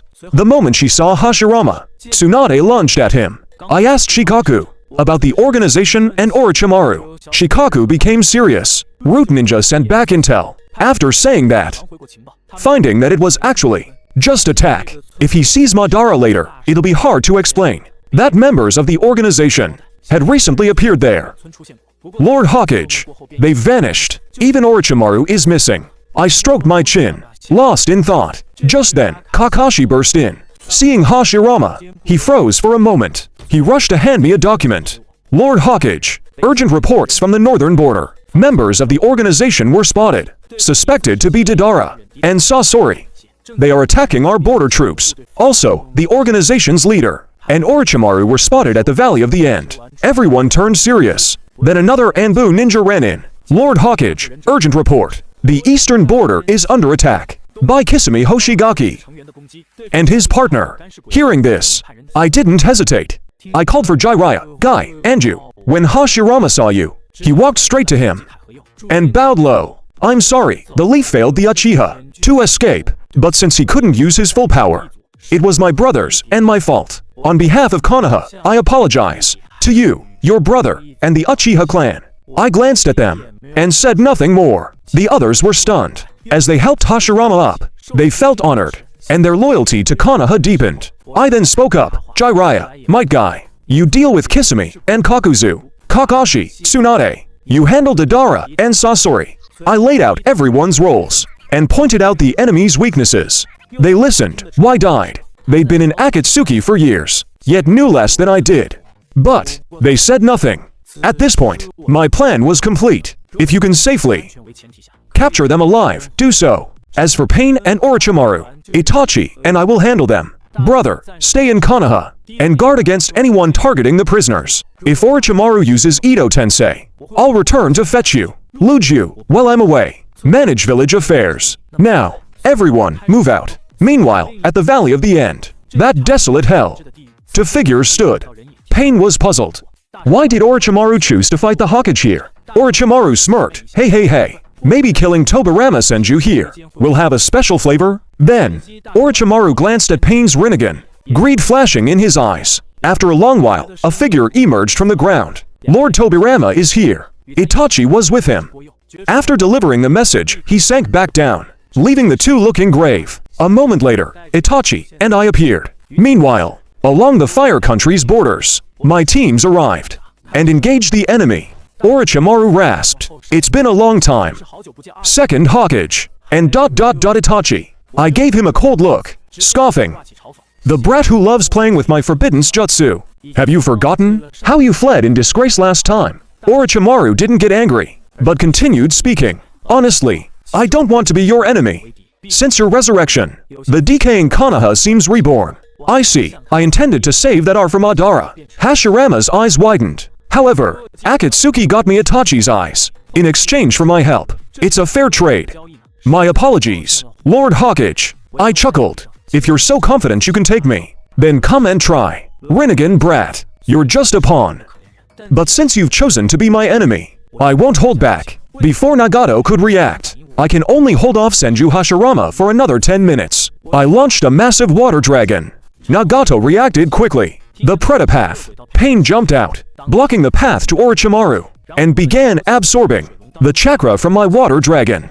Seeing this, Itachi activated his Susanoo, a red giant, dozens of meters tall. He formed 800 Megatama and hurled them at Orochimaru. Orochimaru froze. A giant pink crystal shield instantly covered him. The Megatama struck the wall and were deflected. The first skirmish ended. Orochimaru eyed Itachi's Susanoo with a hint of jealousy. He stole those eyes, yet couldn't unlock this divine power. Only Tsukuyomi and Amaterasu. It felt like a bad deal. Itachi then dispelled his Susanoo, glaring coldly at Orochimaru, making him shiver and quickly look away. He even checked his own chakra flow and only relaxed when he found no Genjutsu. Pain stepped forward. Hokage, are you really set on opposing Akatsuki? Hand over the Jinchuriki, and we can create a world of eternal peace. I sneered. Why don't you let your real buddy say that? Besides, what I'm doing now is for the sake of peace. Blood flowed from his chest like a stream. The Deva path opened in its mouth. To here I knew the 6 paths were mere puppets. No longer negotiating. He attacked again, intending to end me. Pain signaled Orochimaru, who nodded. He immediately cast Edo Tensei. With a violent tremor, over a dozen coffins appeared. I stared at the falling lids to see who was inside. Onoki, Gengetsu, Rusa. The second and third Raikage, 12 figures, stood between Orochimaru and Pain. Yet, I remained calm. Everything is within my expectations. With a slight flick of Orochimaru's hand, those corpses were instantly animated, and they stared straight at me. Meanwhile, at the Konoha prison, the masked Obito killed 2 guards and sucked their bodies into Kamui. Hey, keep fighting. I'll take the tailed beasts, as Madara's will. The world of infinite Tsukuyomi. Doesn't need an Uchiha's ghost? Black Zetsu, being Madara's will incarnate, definitely preserved Madara's corpse. He went to meet him. Obito didn't need to guess Orochimaru's plan. But Obito didn't care. Once he takes the tailed beasts I captured, and retrieves the Rinnegan from Nagato, the demonic statue with several tailed beasts, would give him the confidence to face Madara. He glanced at his own heart. Obito shuddered. He began searching the prison for the Jinchuriki, using a Sharingan Jinjutsu. He knocked the guards unconscious. By now, half of Hashirama's body had turned black, and he curiously observed his surroundings. I specifically prepared this body for you. A heavily reinforced steel cell. Lao and Han were both there, but all three were bound in heavy shackles, looking extremely weak. Seeing the door open, the three only glanced up briefly, then stayed motionless, finding the three Jinchuriki actually here. Obito chuckled. That was easier than expected, though it felt a bit too easy. He shook his head, dismissing the thought. After all, the tailed beasts inside them are real. Just as he prepared to pack them up, Hashirama struck. A powerful punch passed right through Obito, smashing into the floor. The solid steel ground was cratered several meters deep. The three Jinchuriki scrambled to the corner of the cell to stay clear of the fight. Obito shuddered as well. If he hadn't phased in time, he would have been seriously injured. Hashirama pulled his fist from the ground. Passed right through my body. You must be the masked man Tobirama mentioned. Quite a unique ability. Hey ha ha ha. Obito's expression turned grave. He took a defensive stance. A defense left by Tobirama. Wait ... This guy shows signs of the reanimation jutsu. And he called the Hokage by name. He must be senior to Tobirama. I had to keep the Mangekyo active to survive. Obito's mind raced. Even with his spotty knowledge of Konoha history, he deduced Hashirama's identity. Hashirama spoke again. Sorry. Tobirama told me to watch these Jinchuriki. I can't let you take them, even if he stops using the Sharingan. 5 minutes ... 5 minutes. Hashirama muttered about the mask guys. Phasing limit. He summoned massive tree roots, bursting through the thick iron floor. Obito had kept Kamui active to fully cure him, ever since dodging that punch. The dense roots and wooden spikes instantly engulfed Obito, but passed through him without exception. Hashirama's expression didn't change. He quickly moved the three trembling Jinchuriki behind him. If the target is the Jinchuriki, the masked man must materialize to attack, which means the masked man can't stay intangible while physically touching them. Problem solved. Just attack when he tries to grab them. Seeing this, Hashirama immediately stepped in to mediate. Although Hashirama was laid back, his combat instincts were exceptional. He quickly analyzed what to do. Seeing the three Jinchuriki within reach, Obito's face darkened. First Hokage, just you wait. Leaving a bitter threat, Obito retreated into Kamui. He wasn't confident enough yet to face the legendary god of shinobi. Seeing the masked man distort and vanish, and after waiting a while, Hashirama lowered his guard. He turned to the three Jinchuriki kindly. Ha ha ha, you're safe now. I've driven the bad guy away. Rest easy, I'll keep you safe. After explaining the situation to the arriving guards, Hashirama used would release to repair the prison. He secured the three Jinchuriki again. Worried the masked man might return, Hashirama even made a wooden stool and sat at the cell entrance, enjoying the view. A long while later, Hashirama pulled out the flying Raijin kunai I gave him. A familiar chakra signal came through. Then, I appeared right before him. No time to explain. Big brother, come with me. Right now, he was facing the enemies alone. At this critical moment, I returned with Hashirama. Hashirama immediately used would release with human technique to the shock of Orochimaru and the others. A giant palm blocked all their attacks and scooped you up. You aren't hurt? Hashirama asked anxiously, checking Yu's injuries. These were the last survivors of the Uchiha clan. If anything happened to them, Madara, don't be angry at Tobirama. The world will never see war again. Yu shook his head, signaling he was fine. Hashirama finally looked at the group below. Tobirama, are these people all reanimated by some organization? As Hashirama sized up the group, Orochimaru gazed at the 100-meter tall wooden giant, instantly trembling with fear, especially seeing Hashirama. Atop the wood golem, their expressions twisted. Deva Pathpain stared fixedly at the golem's head. Orochimaru, is that really Hashirama Senju? After seeing Hashirama, Pain Nagato immediately felt a twinge of doubt. Can we still kill him? Orochimaru steeled himself. Don't worry. Though Edo Tensei was invented by the Hokage, the technique wasn't perfect. I had to spend years researching and improving it to reach this level.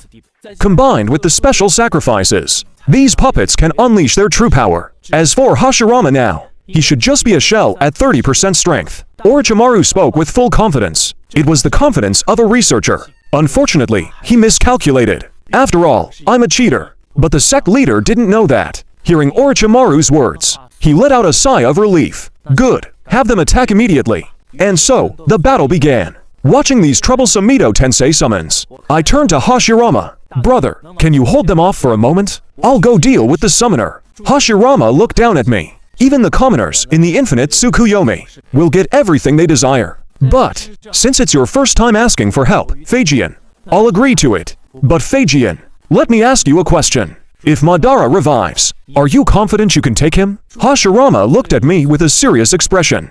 I nodded firmly. I'm 90% sure. But I added in my mind, actually, it's 100%. With my enhanced strength, I'm confident I can fight Madara. Of course, all of this assumes that a revived Madara does not have the Rinnegan. If he has the Rinnegan, I doubt even the two of us combined could stand against him. Hearing my answer, Hashirama was stunned, then burst into laughter. Ha ha ha, that's my brother. In that case, I'll just have to finish this quickly. Maybe I'll still have time to chat with Madara. Let's see who finished their opponent first. Hashirama grinned, then unleashed a massive surge of chakra, but accompanying it, black markings began to spread from his feet. That was the countdown for this body. Once the black marks covered his body, this vessel would be completely destroyed, and his soul would return to the Pure Land. Go, brother. I left those last words, placed my arm on Yu's shoulder, and vanished with him. The wood golem began to sway violently. After withstanding so many attacks, the 100-meter giant finally collapsed. But this wasn't the end. The real battle had only just begun. Hashirama faced Orochimaru and the 12 reanimated ninja alone. Orochimaru saw Hashirama's power, and his gaze sharpened. His previous confidence and calm vanished, replaced by shock and confusion. Deva Pathpain's expression darkened. Nagato, controlling from the shadows, went silent. I transported you to an area not far from the main battlefield, but relatively safe. You, can you still fight? You, clutching his bleeding eyes, looked up. I can, but I can't use Susanoo for a short while. I nodded upon hearing that. Then I'll handle things. Pain, watch for your chance. If you find an opening to use Daishinshin on Orochimaru, don't hesitate. Strike immediately. After speaking with you, I sensed a dozen new chakra signatures from Hashirama. I didn't need to guess, he used wood clones. My figure vanished in an instant. You activated his Sharingan, watching Orochimaru and Deva Pain from afar. Just then, Deva Pain was scolding Orochimaru. Orochimaru, you idiot! Why didn't you let the third Tsuchikage use his shield? Orochimaru didn't open his eyes, his lips barely moving. Be quiet, it's not as simple as you think. Their original wills are resisting my control. Controlling this many people while fighting and suppressing their wills is a massive burden on my mental energy. If it were you, you wouldn't do any better. Nagato was furious upon hearing this. Though he wanted to retort, he himself controlled six pains after all. He held his tongue. As a bystander, he could only pace Deva Pain back and forth, keeping guard for Orochimaru in the surrounding area. Suddenly, Deva Pain stopped pacing. The Rinnegan in his eyes flared with light. He leapt rapidly off the stone statue. With a few flashes of movement, he appeared before me. I smiled coldly. Sect leader Nagato, controlling Deva Pain from behind, was visibly shaken. His emaciated body trembled slightly. Then, he spoke, curious. How do you know my name? Right, beat me, and you'll find out. As soon as I finished speaking, Pain struck first, unleashing Shinra Tensei. My expression remained unchanged. I simply stepped forward. Suddenly, a monstrous wave surged up, forming a barrier in front of me. The next second, the repelling force slammed into the water wall. The water's tension was pushed to the limit. It nullified most of the Shinra Tensei's force. The remaining repulsion barely broke the water barrier, then charged at me. Yet I simply lifted a finger. I stopped the water molecules in their tracks. The flow instantly turned to solid ice, intercepting the weakened Shinra Tensei. All their cravings will be satisfied. Having had no formal education, he clearly couldn't grasp the concept of molecular motion and state changes. But he didn't overthink it, and continued his assault. Suddenly, my water shield nullified that too. I looked at Pain with a smile. Call the other paths, or I'll destroy Ahiko's corpse. The leader was instantly furious. He had to sacrifice his main body's protection, and summon the other 5 paths. Seeing the Hell, Preta, Asura, Animal, Human, and Deva paths assembled. I ignored the electronic voice in my head, stomped the ground, and charged at the 6 of them. We fought as we moved further away. Meanwhile, Hashirama noticed the commotion I caused. Whoa, that's quite a ruckus over there. As the older brother, I can't be outdone. Hashirama scratched his head, then clapped his hands together again. Yet, only 3 of the 12 reanimated ninja remained. The 3 looked at each other, having nearly lost the will to fight. But controlled by Orochimaru, they were forced to charge forward. Orochimaru licked his dry lips. These pawns. What's wrong with a world of illusion? Is there any need for such a rotten, cruel reality to exist? If pain doesn't seal Tobirama in 10 minutes, the only way left is to use my trump card, Madara. Too bad my current mental energy is weak. I might not be able to control him. After sighing, Orochimaru focused on the 3, waiting for the fight between Pain and me. As for the result, I had already defeated 5 of the 6 paths. Only the Deva path remained. So, I unleashed my new ultimate, water style.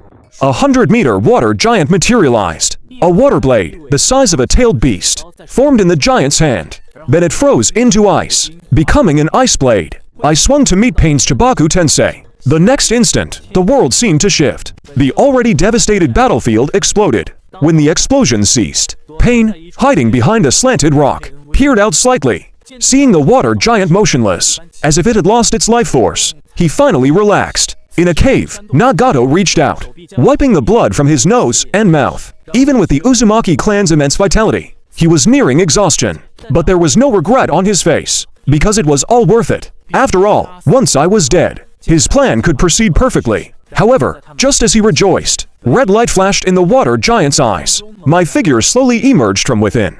I glared coldly at Pain. So, seeing I was unharmed, the leader knew he would die here. Still, he didn't intend to give up. Using his remaining chakra to control Pain, he continued to fight. My arm pierced straight through Pain's chest. Though Pain was merely a puppet, I gripped the flying Raijin kunai in my hand, and smiled at Madara. Compared to you, big brother. As if trying to say something, but with his body destroyed. Only a hoarse sound came out. When I pulled my handblade from his chest, he was already tottering. Suddenly, a strange phrase entered my ears. How did you come back? Then, Pain fell to the ground, and went still. He dissolved into nothing. Seeing this, I picked up a broken black receiver, trying to sense the source of his chakra. But the black receiver, the connector between Nagato and Pain, had no signal at all. I couldn't sense any chakra. I frowned deeply. Even if Nagato drained his life force to release those jutsus, he shouldn't have just died like that. In the original story, after doing all that, he still had the strength to revive the village. Yet now, he died without a sound. When I returned to the village, I learned that Obito had attacked. He didn't have time to get here. If anyone else could have done it, it must be Black Zetsu. At that thought, I silently collected Yurihiko's corpse and sped toward Orochimaru's location. At this time, Orochimaru's last pawn was sealed by Hashirama. Naruto arrived behind Orochimaru. Orochimaru, your zombies are all dead. Surrender. Orochimaru turned slowly and revealed an evil smile. Naruto, don't speak so soon. It's too early to declare victory. Seeing Orochimaru's confident smile, Naruto quickly formed hand seals, unleashing a fire-style jutsu. But it was blocked by Orochimaru's shield. At this, Hashirama laughed loudly. Hey ha ha ha, Tobirama, big brother is here. Shall we finish this? Along with his laughter, I appeared behind Naruto along with him. I no longer have any weaknesses. I glanced coldly at Orochimaru. Then, without hesitation, a water blade instantly severed Orochimaru's head. Hashirama saw this and shook his head with a faint smile. This brat who uses forbidden jutsu still knows how to run. Huh? Can't believe he slipped away. I picked up Orochimaru's head. From those tightly shut eyes, white snakes slithered out, scattering everywhere. I instantly crushed them into blood. In another part of the forest, Orochimaru was fleeing for his life. His legs had merged into a serpent's tail, slithering at high speed across the ground. He glanced back at the sky, and his face froze. I was flying above with Hashirama. Hashirama was chattering away, full of curiosity.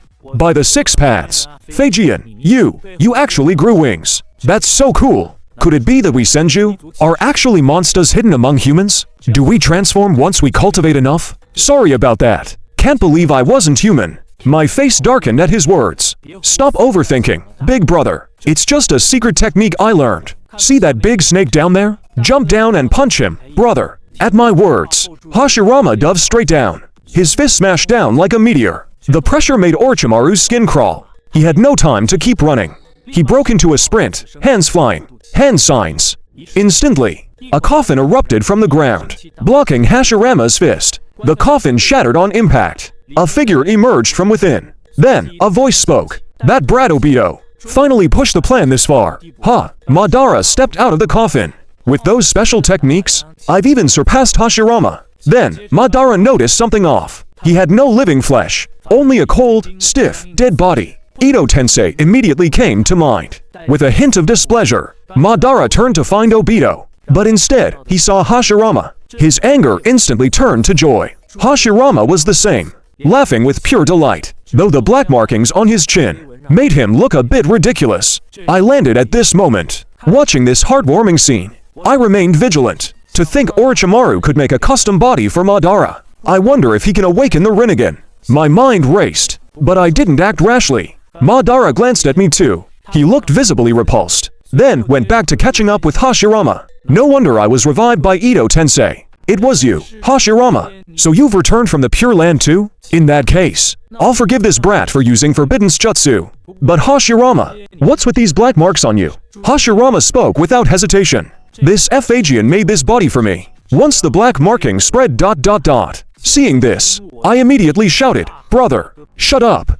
Too late. Hashirama had exposed our trump card. Seeing this, Orochimaru gathered his courage to interrupt. Hey, Lord Madara, you are mistaken. I didn't revive you to face the first Hokage. After all, the first Hokage only has minutes left. Your true opponent is that second Hokage, Senju Tobirama. Since his resurrection, the second Hokage has turned the ninja world upside down. He collected most of the tailed beasts, and even destroyed the hidden stone village. Even the leader of the Akatsuki died by his hand just now. To welcome your arrival. Hey, a waste from the Senju clan dares to speak so boldly now. Experience the power of this young vessel. Madara frowned at Orochimaru. Although Orochimaru gave him much intel, this snake-like guy who kept flicking his tongue gave him the creeps. His expression darkened, and he glared at me. Senju Tobirama, to think you, always hiding behind Hashirama like a coward, have done such incredible things after returning. Seeing this, after all, the grudge from my previous self killing Izuna is still on my tab. Without any warning, your vision of unifying the ninja world, he even took action to achieve it. Don't be obsessed with the Genjutsu plan. That is the conspiracy of those behind the scenes. Madara's expression changed at those words. The Eye of the Moon plan was highly secretive. Only Obito and Zetsu knew. Even Nagato didn't know the truth. Obito was a romantic, obsessed with reviving a woman, and wouldn't sell him out. And Zetsu was the manifestation of his own will, much less capable of betrayal. Thus, Madara was full of doubt. You know my plan?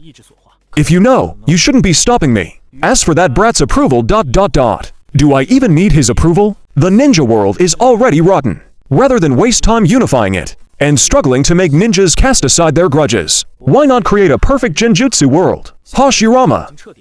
In the world of the infinite Tsukuyomi, everyone can treat others with sincerity. War will never erupt again, even for the commoners.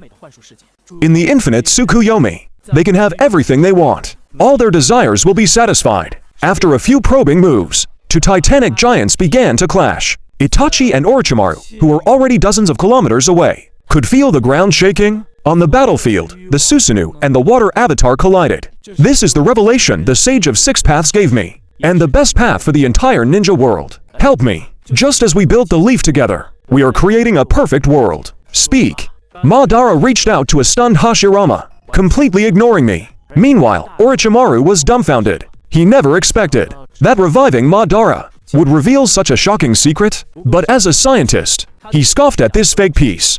It's just an escape from reality. From just a few words, Orochimaru saw the flaw in this Genjutsu. If everyone in the world is trapped in Genjutsu, who will carry on the next generation? If people are trapped in the illusion, how will they maintain their physical functions? If Madara succeeds in triggering this, the entire world will go extinct in this generation. Orochimaru had regrets. He'd resurrected a lunatic. Without a word, he turned and fled. I didn't stop him, and Madara only cared about Hashirama, waiting for his answer. The black markings reached Hashirama's forehead. His time was running out, and he was caught in a dilemma between his brother and his best friend. Finally, Hashirama reacted. He looked at Madara's hand and slowly reached out his own. Madara smiled. I remained expressionless. I knew brother would make the right choice. And he did. Hashirama's hand gently pushed Madara's aside. Madara, you're wrong. Remember why we built the leaf? Our original wish was to protect our kin. Then it grew. We wanted to end war across the ninja world, but our goals were real. No matter how perfect, a genjutsu world is fake. Madara roared. What's wrong with it? This rotting, cruel reality. What purpose does it serve? Hashirama shook his head. No, Madara. Reality is cruel, but we can change it. If either side wanted to win with physical attacks alone, it was basically impossible. You'll never run out of stamina. We are dead. Why interfere with the future? As he spoke, the black markings covered his entire body. Madara ... Tobirama. Use your hands to unite this divided world for them. With that last word, his soul detached from the reanimation jutsu. Madara stared at the blood on the ground, his lip twitching. He looked up at me. Senju Tobirama. You think I'll follow Hashirama's words and unite the world with you? Too bad. That's impossible. I've spent decades on the moons I plan. Do you really think a few words could shake me? Infinite Tsukuyomi is the only path to salvation. I gripped my flying Raijin kunai, smiling. I never thought you would. After all, until I beat you down, you'll never change. A digital voice echoed in my mind. Mission, defeat Madara Uchiha, reward, Rinnegan. I checked my panel. The reward for defeating the 6 pounds of pain was a 10x chakra boost. I hadn't noticed since my reserves hadn't run dry. Sensing it now, my chakra sea surge. With my reanimation body, I'm instantly replenished. Now, I have no shortcomings compared to my brother. With my special techniques, I've even surpassed Hashirama. Madara laughed. Ha ha ha, you said you'd beat me down? If we keep fighting like this, it will go on until the end of time. Did beating some juniors give you confidence? Madara's laughter turned into bloodlust. After all, I was the one who killed Izuna. Without warning, Madara lunged. I didn't blink, I just smiled. And we clashed. After trading blows, Madara summoned his full-body Susanoo. I didn't hold back, summoning my water-style giant. As our giants clashed, Orochimaru, miles away, felt the earth tremble. On the battlefield, Susanoo and my water giant collided. Physical attacks were useless against us. We were both reanimated. This could go on forever. But Madara was enjoying the fight. Hey ha ha ha, come on, Tobirama Senju. But Madara was enjoying the fight. Hey ha ha, come on, Senju Tobirama. Madara burst into laughter again. Hey ha ha. This ... How can you possess the Rinnegan? Chio grew increasingly furious. Wait ... Could it be that I and Hashirama are truly? As discussions continued, everyone joined forces.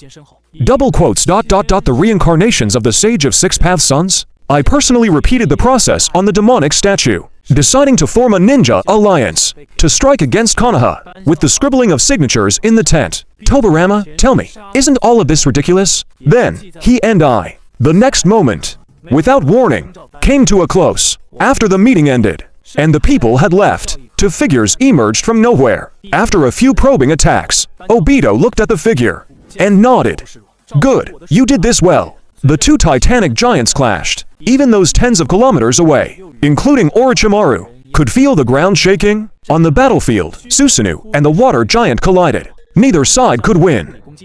Using only physical attacks, you even got them to form a ninja alliance. They would never tire. At this rate, the battle would rage endlessly. Yet, Madara was enjoying it. Hey ha ha ha, come at me, Tobirama.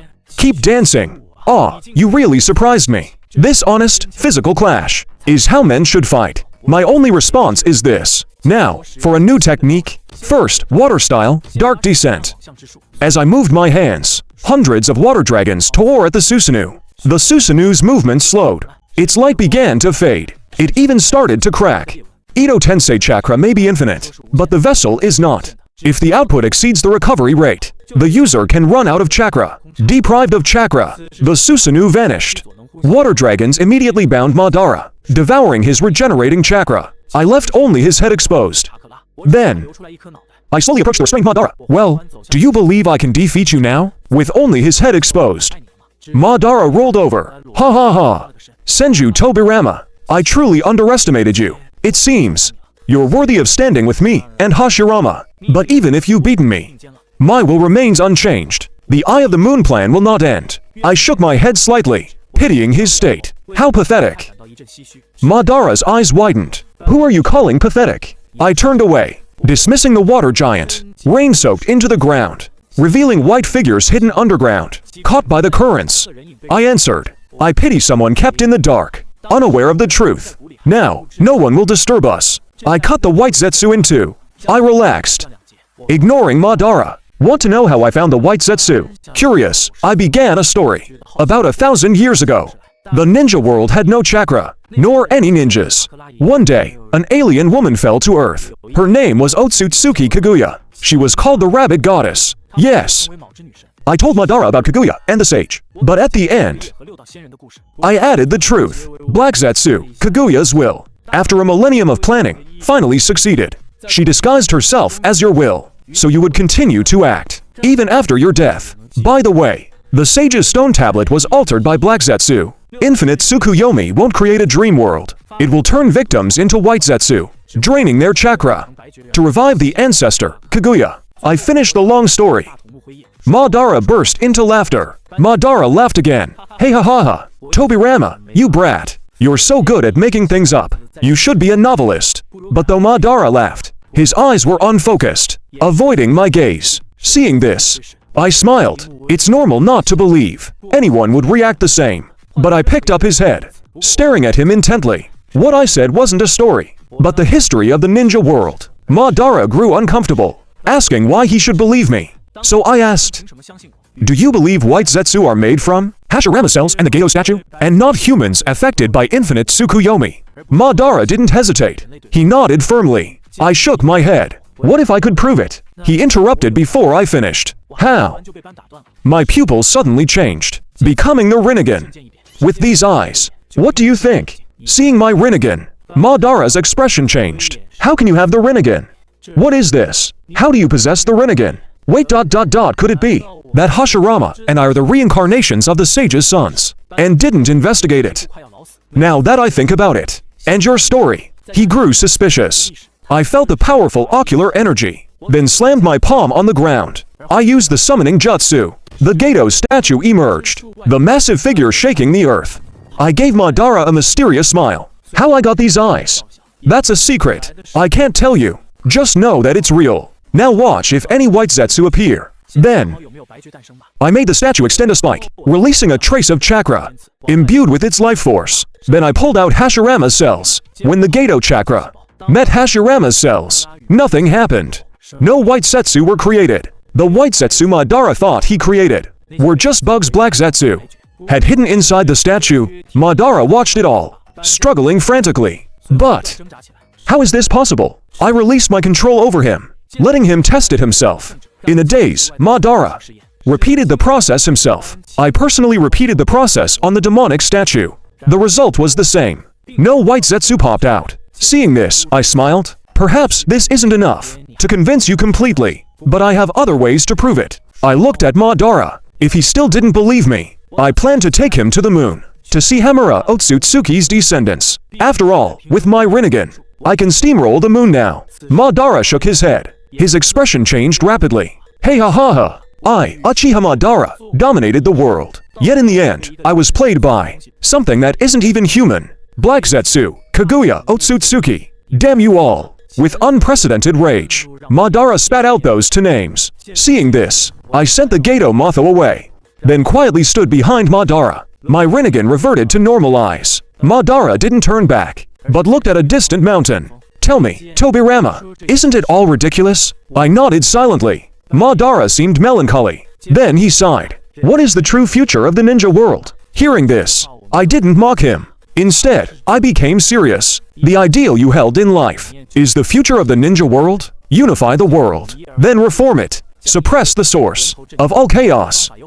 There are many ways to gain eternal life, but as long as a strong power suppresses them, no one will dare disturb the peace. Hearing this, Madara chuckled. Senju Tobirama, if you had this attitude in life, we might have become friends. I stepped to Madara's side and stood shoulder to shoulder with him. It's not too late. Madara turned his head and glared at me. Hey, do you think I'd be friends with my brother's killer? I didn't react, just replied calmly. I can resurrect Izuna, not with Edo Tensei, but true resurrection.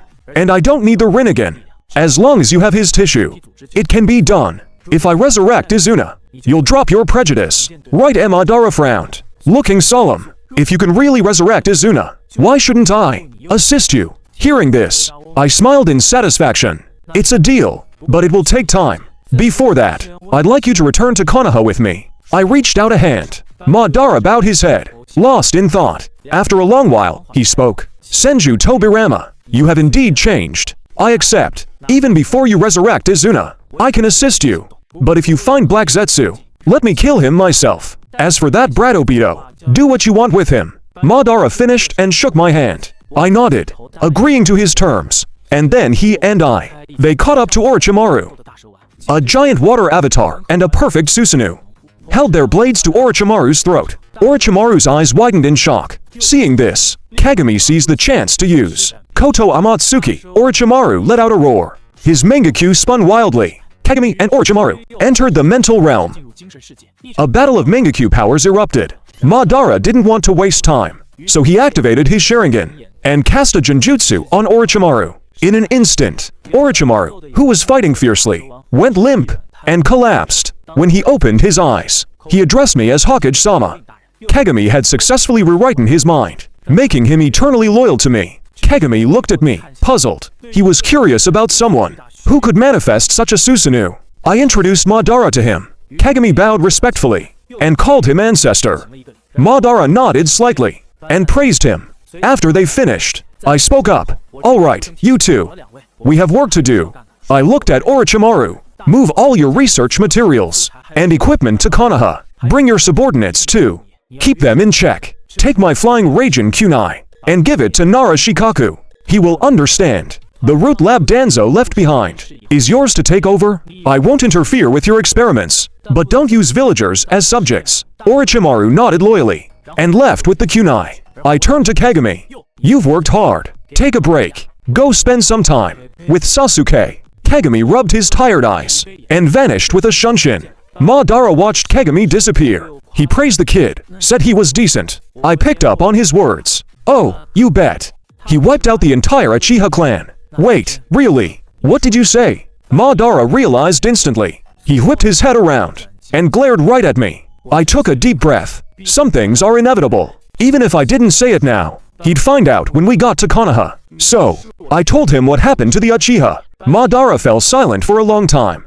I really raised some fine students. I sighed helplessly. I killed Danzo and locked Hiruzen away for life. Madara was livid. Can't you bring back the dead? Resurrect that Danzo fellow.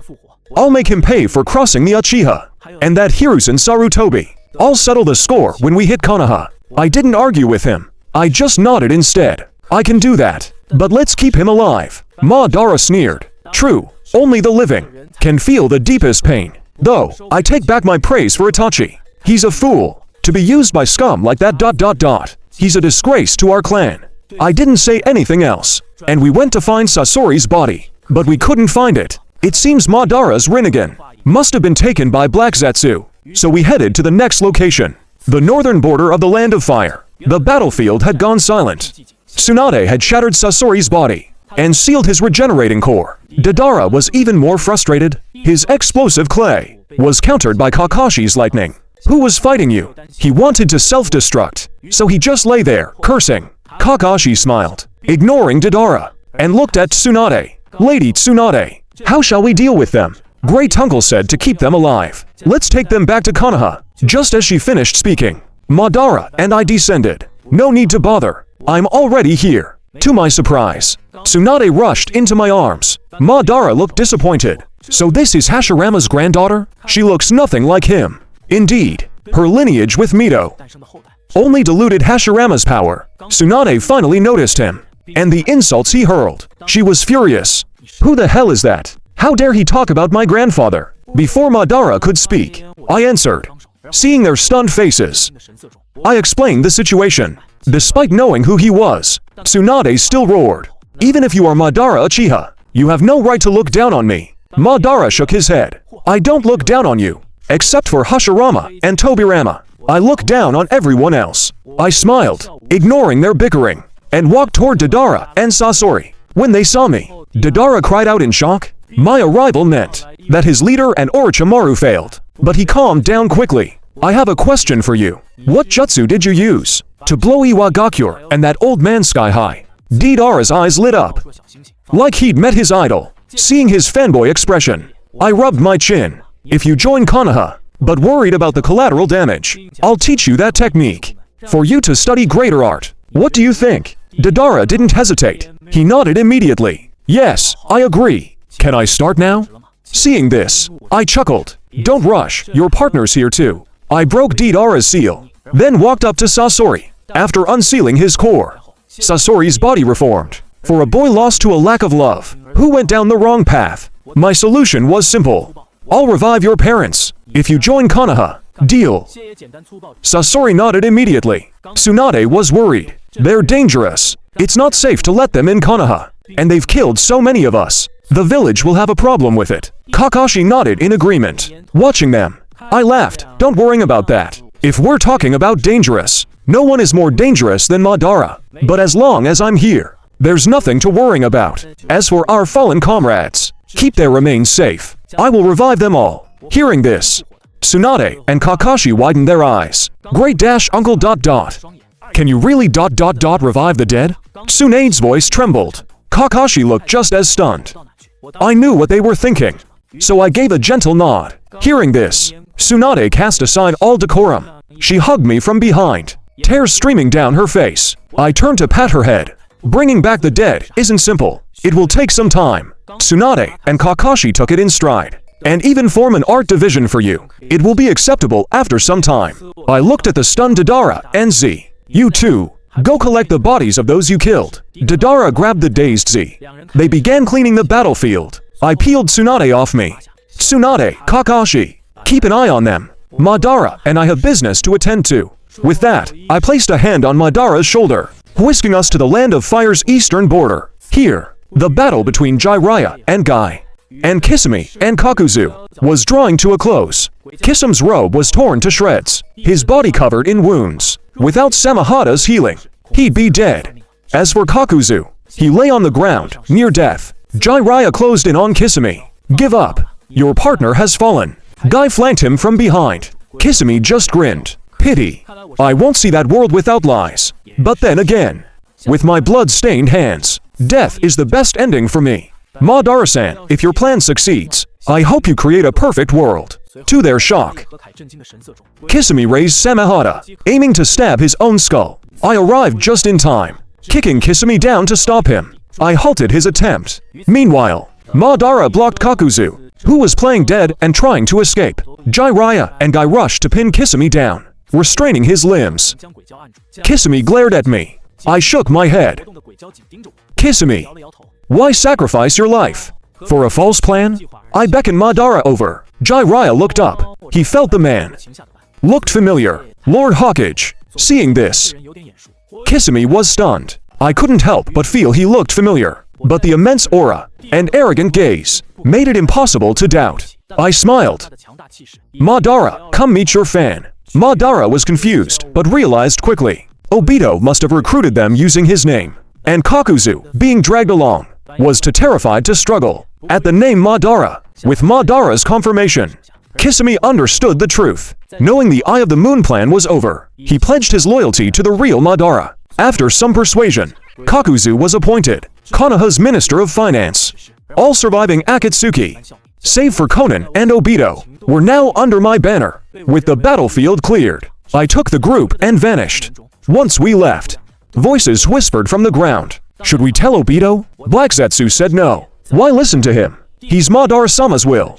But Madara went with Senju Tobirama. Two white Zetsu popped out, whispering to one another. Meanwhile, Shikaku received a secret message from the Mist Village. They were surrendering to Konoha. The Anbu agent didn't leave. He was ... and so, in front of everyone ... Shikaku-sama. The Cloud Village has mobilized. The Fourth Hokage declared war today. The Land of Lightning supports this. Meanwhile, in the Hokage's office, Shikaku, the surrounding small nations, support it as well. Shikaku didn't react much, simply waving the agent away. He ignored the files. Lord Shikaku, several countries around the Land of Lightning. I appeared with the group. Shikaku sighed in relief, but his expression stiffened when he saw the shady-looking group behind me. I explained everything.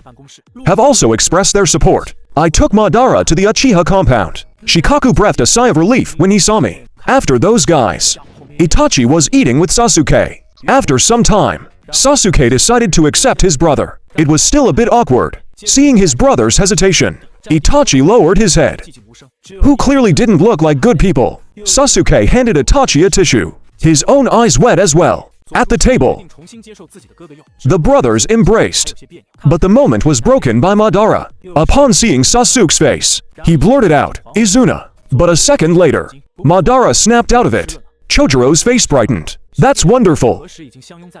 Only one house still had its lights on. But this beautiful view was interrupted by Madara. When Madara saw Sasuke's face, he couldn't help but shout, "Izuna." But for just a moment, seeing us again, they hurriedly tittied up, sat up straight, and offered a polite welcome. Madara was still sizing Sasuke up. Not bad, not bad. To reach this level at your age, reminds me a bit of Izuna back then.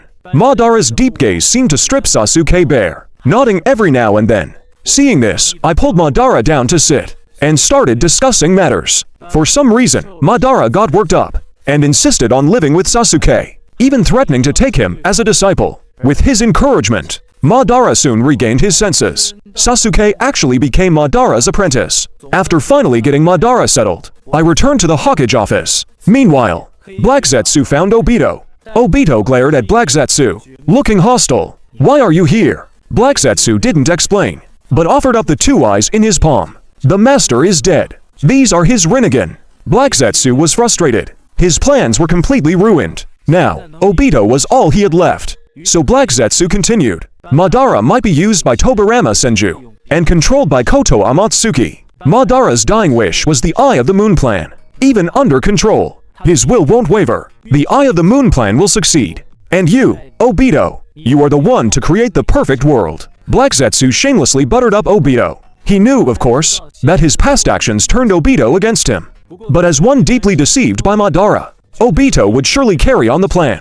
People trapped by love are the easiest to use. Sure enough, Obito touched the scar on his face, his body trembling slightly. To complete the Eye of the Moon plan, he had committed countless sins. If he stops it now, those actions become truly unforgivable. And for Rin, he would pay any price. So Obito took the eyes from Black Zetsu, and agreed. Elsewhere, I had arrived at the Konoha prison, standing before Hiden's severed head. After all, my resurrection plan needed Hiden. But as soon as I arrived, I heard him cursing me. I smiled slightly, not offended. "I hear you're immortal." Hiden heard this, and laughed wildly. "Ha ha, scared. When you die, I'll desecrate your grave." Seeing him like this, I shook my head. "Since you can't die, if I toss your head into a latrine, you won't die, right?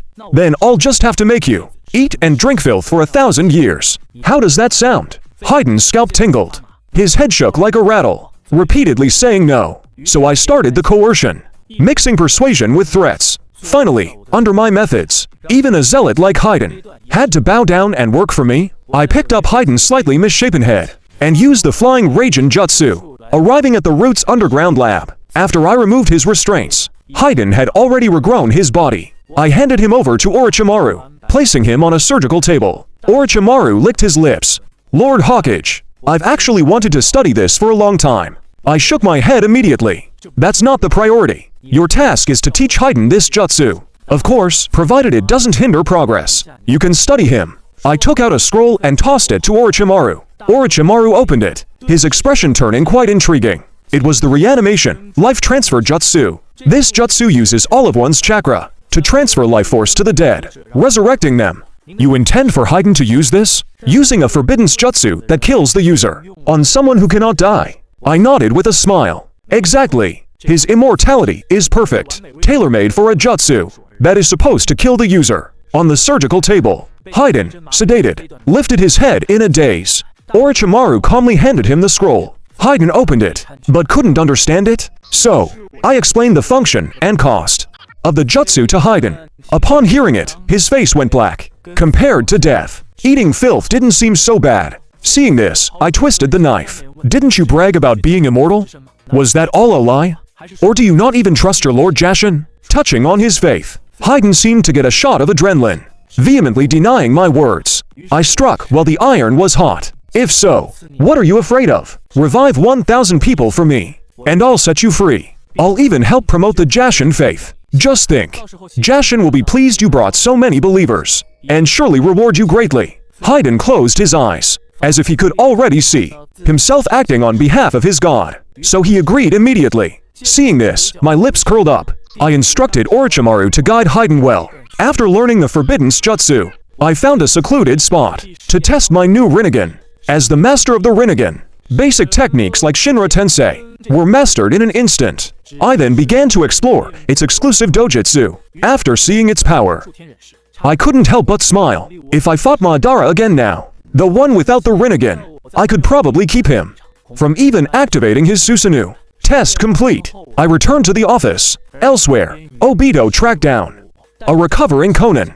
Here is Nagato's body. He was killed by Tobirama Senju. Obito pulled a gaunt corpse from the Kamui dimension and dropped it. Konan's expression changed upon seeing Nagato's body. Where are his eyes? A cold glint flashed in her eyes. Obito touched his mask, meeting her gaze. Without flinching, they must have been taken by Tobirama Senju. Nothing could be read from his mask-like eyes. So, Konan took Nagato's body and quickly left the Leaf Village. Obito's hand, reaching out to stop her, remained midair. Then he chuckled helplessly. Black Zetsu appeared behind him. What a stupid woman. Right, Obito felt a flicker of guilt. I hope she can buy us some time.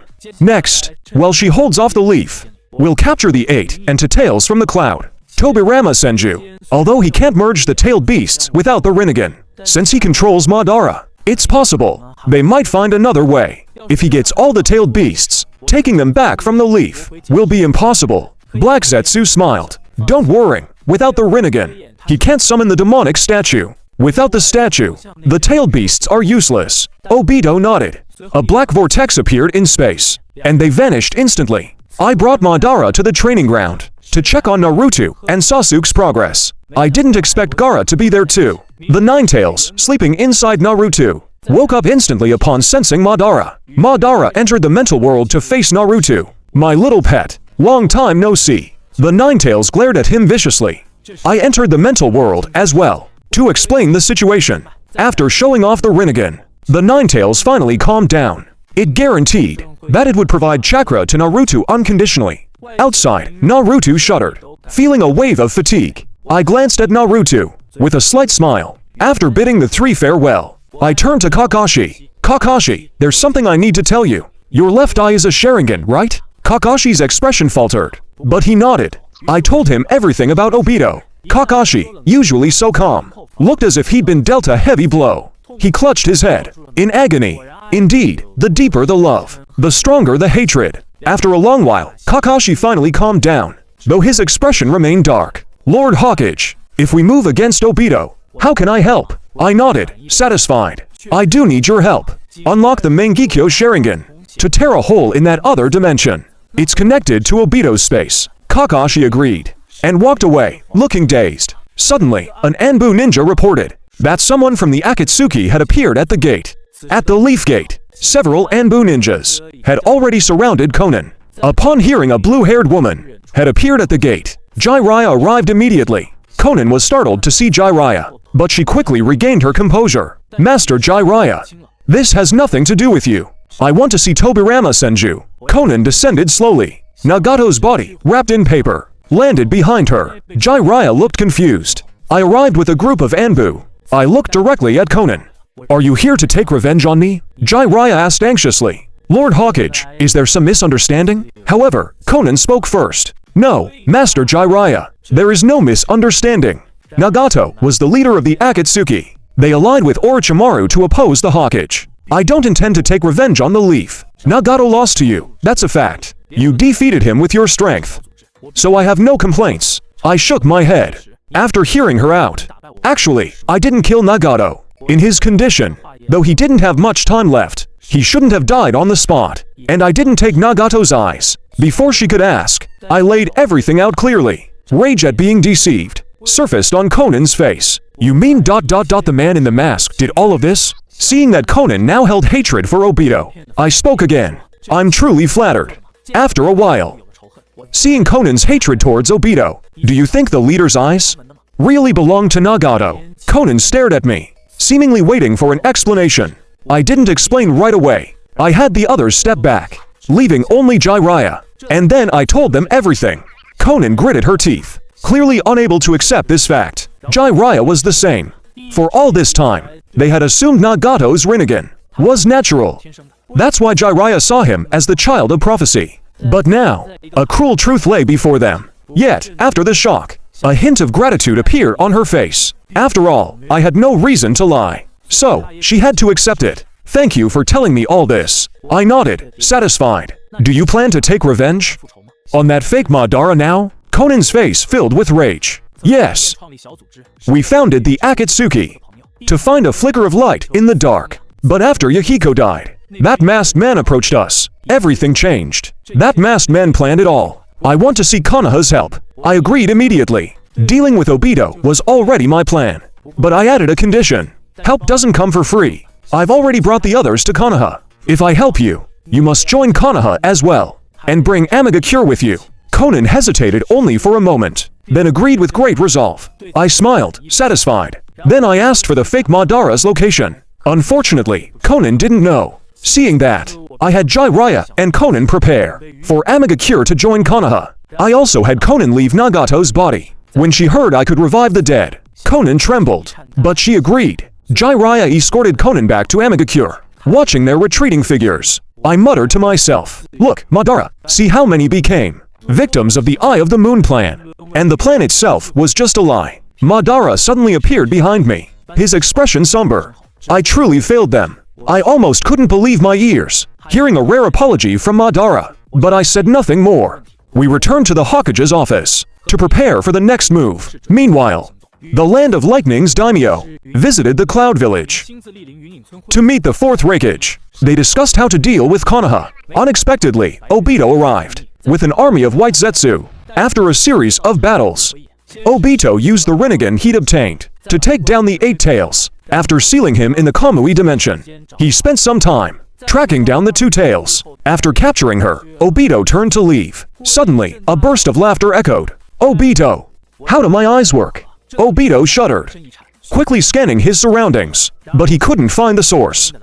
Zetsu was equally confused. As they exchanged glances, a sense of tension grew. Suddenly, Madara appeared before them. "Obito, you know I've been revived. Why haven't you come to see me? I have to come find you myself. You've got some nerve. No matter.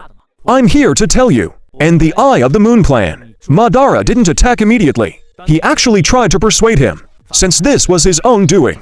Zetsu urged Obito to stop. Madara is under Koto Amatsuki. Don't trust his words. With Zetsu's warning, Obito snapped out of his shock. He drew his fan. Seeing Zetsu, Madara's focus shifted. He could no longer suppress his rage. "Black Zetsu, you damnable thing. I will kill you 1,000 times." Madara spat out for giant fire dragons. Zetsu dove underground. Obito held his fan up, blocking the flames. Seeing this, Madara summoned his full-body Susanoo. Looking at the towering Susanoo, Obito broke into a sweat. Even Zetsu couldn't stop trembling. High above, standing atop the Susanoo, Madara's Sharingan tracked Zetsu, but he found nothing. Madara gritted his teeth, then turned to Obito. He recalled my words. Before he left, Madara smirked. The Susanoo moved at his will. As the battle raged on, the seal on Obito's heart began to take effect. Madara nearly finished him, but driven by the will to live, Obito pushed Kamui to its limit. Finally, he dived into the Kamui dimension and vanished, staring at the empty ground. Madara fell silent. Inside the Kamui dimension, Obito collapsed. Though he was in a wretched state, he still let out a victorious laugh. I spoke up again, testing my enhanced water release. Just how far can I push it? Ha ha ha. Even if it were Uchiha Madara, he couldn't keep me here. Victory is mine. The Jinchuriki is mine. The world of Genjutsu is mine. Obito limps to his feet, searching for the Jinchuriki.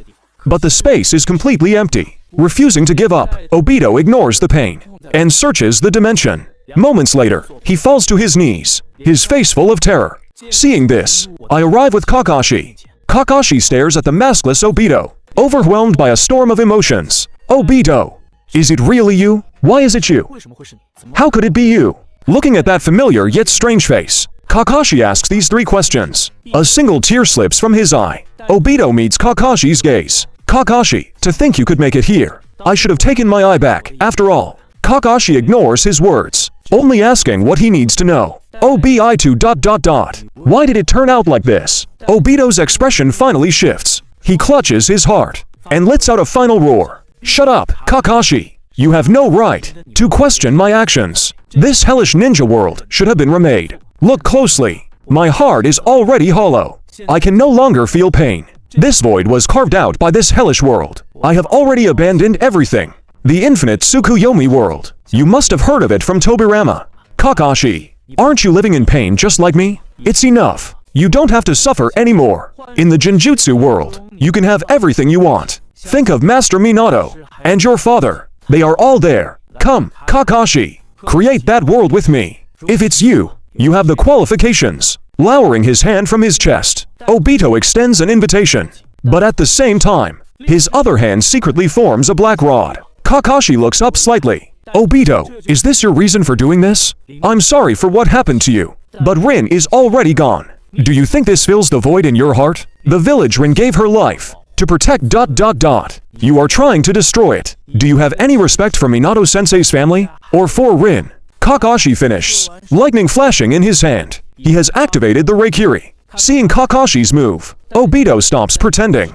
He draws his rod and lunges at Kakashi. Both aim directly for the other's heart. But Obito smirks, his Rinnegan rippling with dark power. He activates the Pretapath. In an instant, the suction consumes the Reikiri's chakra. Obito shows no mercy, driving the black rod toward Kakashi's heart. The next second, I kick him from the shadows. Obito goes flying back dozens of meters. He struggles up, eyes locked on me. I just smile coldly. All of this was because I used Kakashi's Sharingan to enter the Kamui dimension and found Killer Bee unconscious. I had Madara head to the island immediately, while Kakashi and I laid this trap.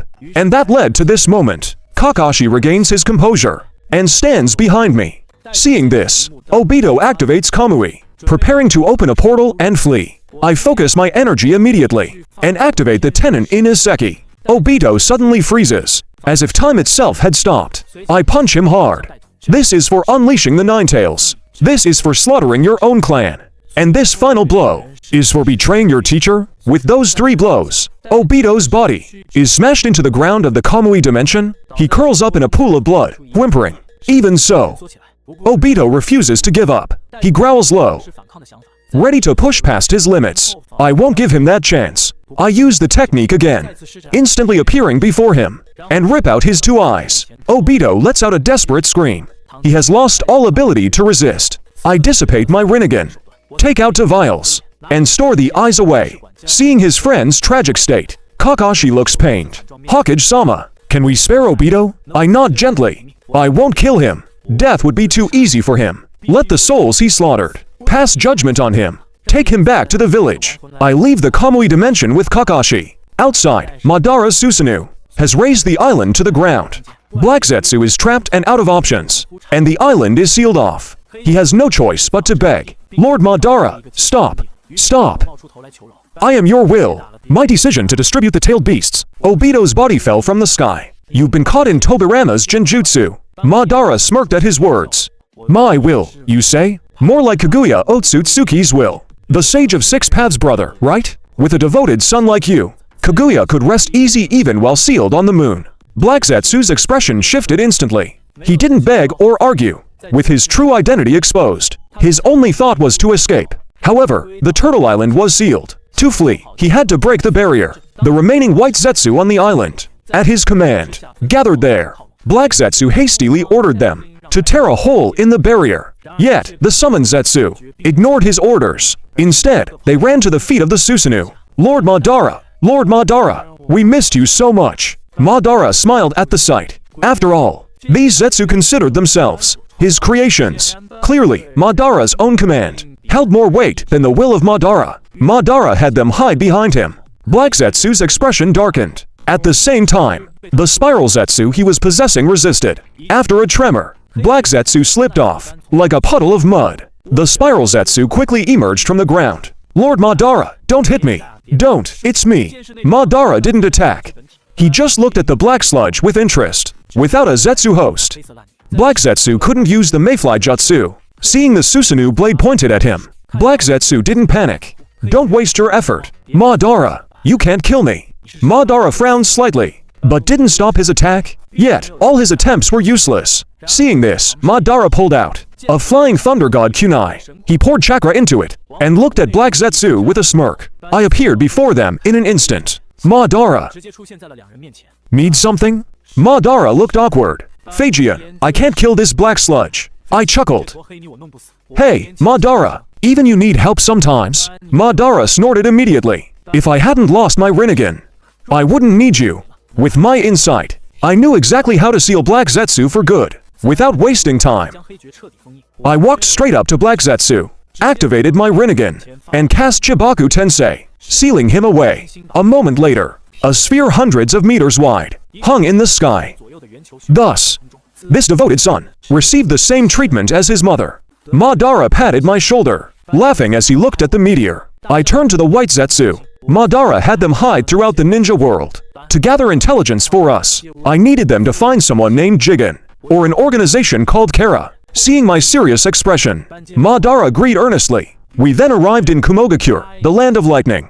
I was currently surveying the battlefield. I hovered in the air with wings unfurled, and seeing me, he ordered Rui to take the village's future and flee. I watched, but didn't stop them. I simply landed on the Raikage's office. Although I've secured the Cloud's help, the two choices I gave you remain. Kill yourself, and Kumogakure joins Konoha, or refuse, and I destroy the village.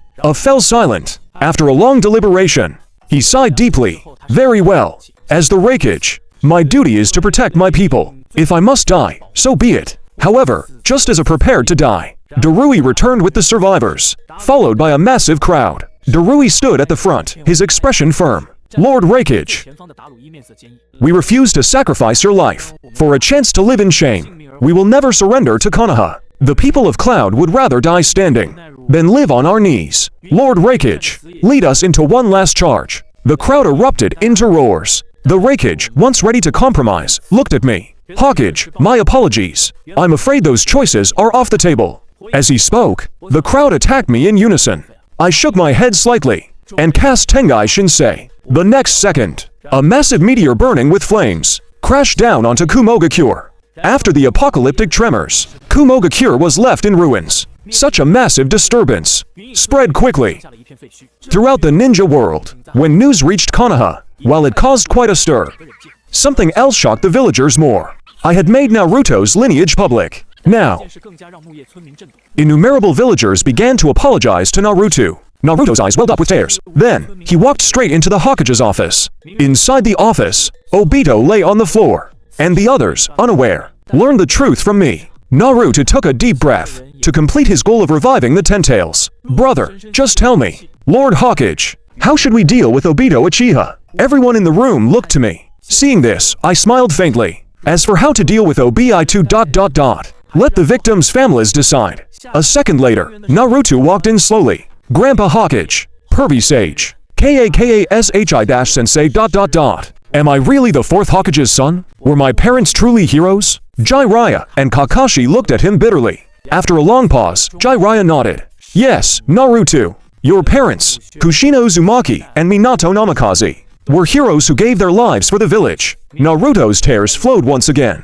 At that moment, I spoke up. Naruto, the man who killed your parents is here. How do you want to handle him? I pointed to the unconscious Obito. Naruto wiped away his tears. He looked at Obito in disbelief. A flash of hatred crossed his eyes. But seeing him on the verge of death, he felt a pang of pity. I don't know... I couldn't help but sigh. Jiraiya, take Naruto to see Hiruzen. Let him tell Naruto why he hid his identity all those years. Jiraiya led Naruto out of the office. I had Obito locked away. Since Naruto can't bring himself to do it, let the victims decide his fate later. Then, I smiled mysteriously. Now, everyone, let's witness the dead come back to life. Orochimaru sent me word. He's mastered Heiden's resurrection jutsu. He can revive the dead anytime. Soon, I led the group to the root lab. Tsunede's expression changed seeing Orochimaru, but I stopped her in time. I told her Orochimaru is on our side now. Then I looked at Madara. Madara, come here. It's time to resurrect you. I had Haiden perform the jutsu. Orochimaru watched intensely, scribbling notes in a book. Haiden, looking healthy before, looked like he might collapse any second. Madara, on the other hand, looked fine. the Edo Tensei markings began to fade. He couldn't hide his grin. Heiden's eyes rolled back, and he collapsed to the ground. Orochimaru hurried over to check. He placed his fingers on Heiden's nose. Then he nodded to me. Lord Hokage, he's still breathing.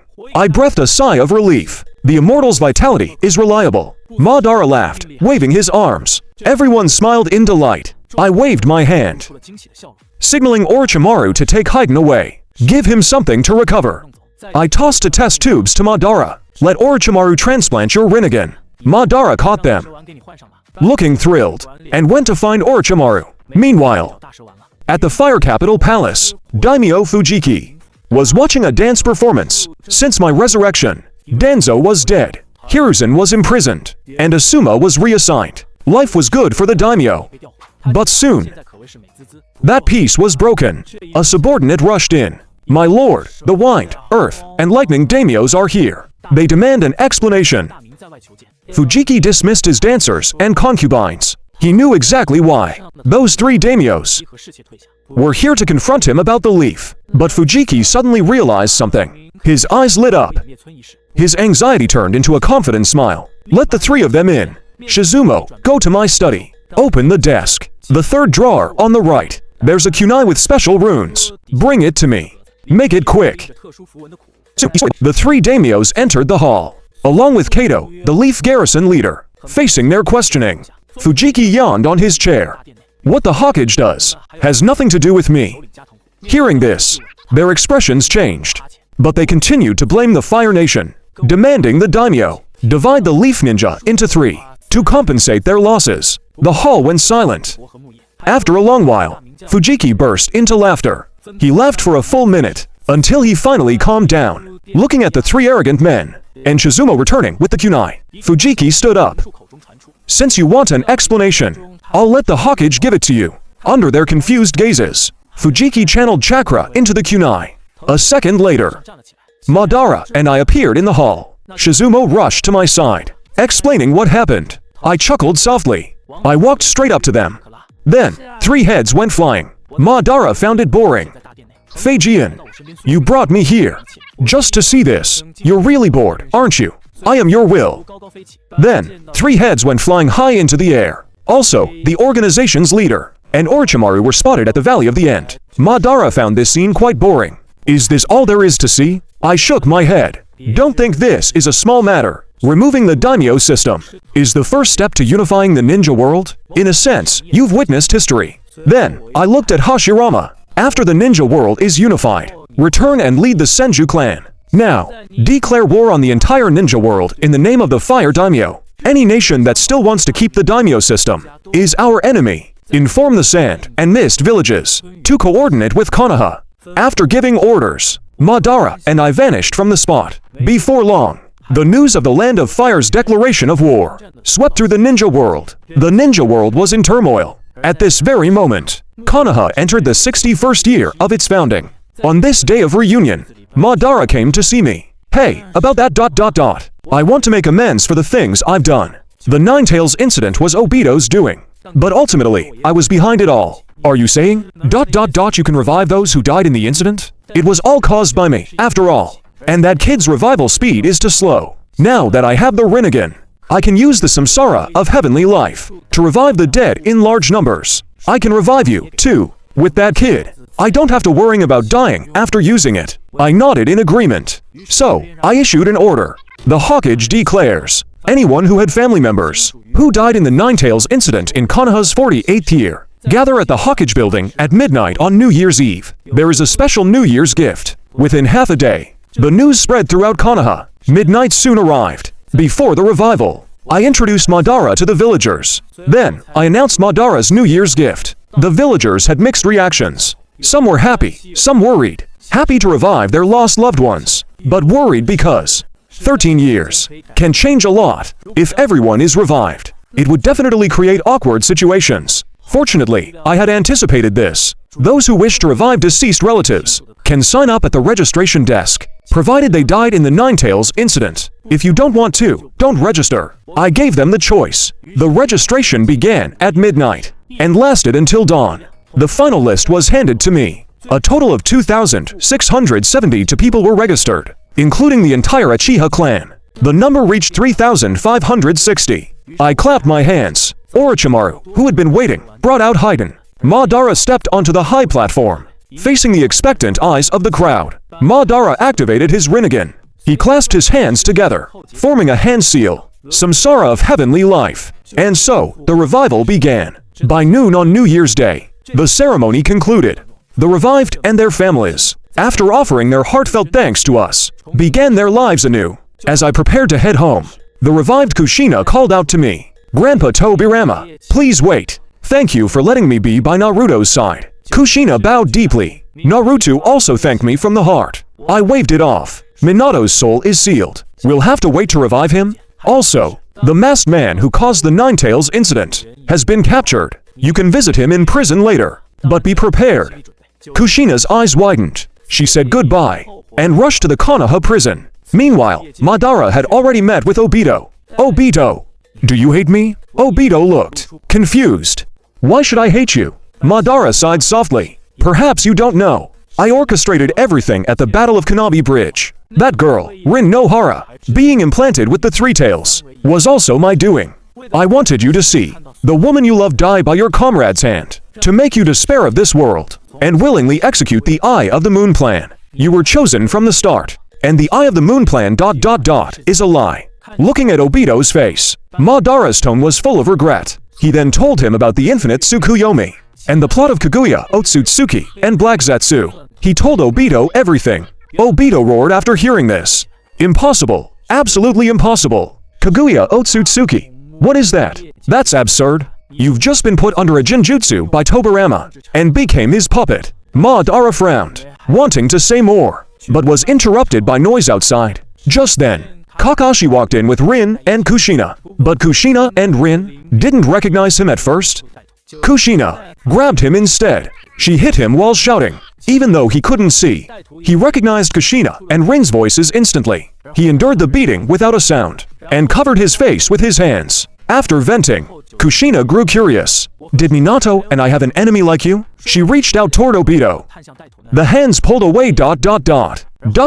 revealing a scarred, faceless visage. Horror struck by the sight, Kushina gasped, "Obito!" Rin flinched at the familiar name. Kakashi sighed deeply. Sharing the truth of the past, Rin's expression shifted, but Obito remained silent. Kushina's voice was hoarse. "How could it be you? Minato and I treated you like a son. What did we ever do to you ... that you'd only be satisfied by our deaths?" Obito didn't answer. He just looked away. Rin stepped forward. "Obi2 ... Why did you hurt Minato-sensei?" Hearing her, Obito spoke, voice trembling. "I just wanted to save them from suffering." He went on to explain his survival, his long absence, and the perfect world of the infinite Tsukuyomi. Rin listened, brushing the scars on his face. "It hurts, doesn't it, Obito? You're such a fool. Why chase a world of illusions? You destroyed the beauty you sought to create. That's entirely backwards." Obito apologized to Kushina-san. Obito shuddered. He knelt in a panic. "Kushina-sama, I'm sorry. I'm sorry to you. I'm sorry, Minato-sensei. I'm sorry to everyone in Konoha. I know no apology can make up for my crimes. I hope this final act can earn some small forgiveness from you and sensei. Kakashi, take care of Rin and Kushina-sama." Obito slowly raised his hands and formed the 9 hand seals. Kushina gasped. She recognized the jutsu. Madara glanced over. Obito roared, "Shiki Fujin." A massive specter appeared behind him. I was talking with Hashirama, sensing the chakra. I appeared before Madara. "What is this?" Madara sighed. "Obito has repented." I understood immediately. Obito looked at the death god. "Return Minato-sensei's soul." The death god paused. He'd never heard such a request, but it wasn't a bad deal. He searched, then spat out the soul. I used the Rinnegan's human path to catch Minato's soul. Obito panted, looking at Rin one last time. "Live a good life, Rin." The death god removed his dagger, ready to claim Obito's soul. But Madara acted. "I don't think so." He shielded Obito. Eyes locked on the death god. He'd realized something. This all started because of him. He couldn't let someone else pay his price. The death god roared, raising his blade. I launched the human path's power, draining the specter. The death god shrieked. Blinded to the source of the attack, weakening, he gave up on the soul and vanished into nothingness. Obito collapsed into Rin's arms. The Rinnegan and the forbidden jutsu had drained his life force. He was fading. I'm sorry. I've committed so many sins. It's time I paid for them. Rin wept as she held him. It's okay. You've truly repented. I forgive you. Obito smiled, weakly raising a hand to her cheek. There's something I've always wanted to say. I was too afraid when I was young, even now. But this is my last chance. Rin, I love you. Rin nodded vigorously. I love you too, Obito. Really, I thought ... it would be Kakashi. His voice faded away. Seeing Obito pass, I rubbed my chin and looked at Kakashi. Lay him to rest in the Konoha cemetery. In his old spot, Kakashi, clutching the body, nodded in grief. With that over, my ultimatum to the nations reached its deadline. Within these few days, the Mist Village staged a coup, killing the Mizukage. Other nations followed suit, but not everyone surrendered. In the Hokage's office, Luju reported the latest intel. Hokage-sama, dozens of nations have kept the daimyo system. They're mobilizing samurai and recruiting rogue ninja. Even Mifune of the Land of Iron has protested, vowing to defend the daimyo system. Not every nation has submitted, of course. You really must have nothing better to do. At that moment, Lord Hokage, in the Hokage's office, Shikaku reported the intel to me. After your 5-day deadline passed, dozens of countries still retain their daimyo system. They have mobilized a large number of samurai and publicly announced the recruitment of rogue ninja. Mifune, the general of the Land of Iron, they were also hired by the daimyos as military commanders. After hearing the report, my expression turned solemn. I gave the order. Suna and Kiri were to split into two forces, starting with the nearest. Attack all nations still resisting. Konoha ninjas were to follow closely, responsible for securing the results and absorbing the occupied lands. War broke out instantly. The first to fall was the Land of Hot Water. General Mifune came to support them, but was finished off by Madara. Uchiha, the new general of the Land of Iron, witnessed Mifune's death and ordered the country to seal its borders, no longer interfering in the ninja world. Meanwhile, the armies of Suna and Kiri pushed forward like an unstoppable force. On the 10th, the Land of Yin surrendered. On the 12th, the Land of Moon's daimyo was killed by rioting civilians, and his head was sent to Konoha. On the 16th, the Land of Rivers and Land of Birds were both conquered. At the same time, the Land of Feather joined Konoha, under Conan's orders. A month later, the entire ninja world belonged to the Land of Fire. Nobles who refused to surrender were executed, with Kumo and Iwa flattened. The cages of Kiri and Suna came to the capital of the Land of Fire to surrender to me personally. I then held the founding ceremony. Before a countless crowd, I incinerated the cage hats of Mei and Temari with a fireball. Thus, the 5 great villages became history. Looking at the familiar and unfamiliar faces gathered here, all to witness the future I created. A fire ignited within me. I let out a deep breath and declared the unification of the ninja world. I, Senju Tobirama, take office as the first premier of the Land of Fire. As my voice fell, the cheers reached a deafening peak. However, even with the world unified, some fools still wanted to overthrow it. For those people, I had only one order: wipe them out. That same year, I reformed the ninja profession. Every child over the age of 6, regardless of gender, as long as they could refine chakra, was sent to the Ninja Academy. What the academy taught was no longer limited to ninja skills. Basics like math, physics, and chemistry were added. I did not want ninjas who could only kill. As for the ninjas from the old era, those above Jonin rank kept their military roles. The rest were assigned to infrastructure projects, with ninjas as unstoppable tools. My nation building flourished. I also found the resurrected ones. Once the system tasks were completed, I told them they could leave, but they didn't. They couldn't give up Konoha's superior life. In year 3 of the Land of Fire, the last remnants were hunted down. The construction of the Land of Fire was complete, with technology comparable to the modern era. In year 7, Orochimaru's research on the Dragon Vein made a major breakthrough. Having reached a keynote, I used the massive chakra of the Dragon Vein to travel to a parallel world 1,000 years in the past. With my power, I ate the God Tree fruit before Kaguya, and gained the Keki Mora, which surpasses Keki Toda. In year 9, I descended on the moon and killed Toneri, gaining the Tenseigen. In year 10, the White Zetsu Madara sent out finally found a monk, whose appearance matched Jigen perfectly. Just as I was about to strike, Madara and Hashirama found me. I looked at them with a stern expression. Honestly, I don't suggest you to join this operation. The enemy is too strong. I can't guarantee your survival. Madara's expression didn't change. Hey, Tobirama, I, Uchiha Madara, have always wanted to see what these Otsutsuki, who treat the ninja world like a pasture, really are. Hashirama felt the same, smiling at me. If this Otsutsuki wants to destroy our hard-won peace, I won't allow it. Madara and I will take care of ourselves. We won't hold you back, Tobirama. Seeing this, I smiled. Since you've said so, then let's set off for the first battle against the Otsutsuki. Let's depart now.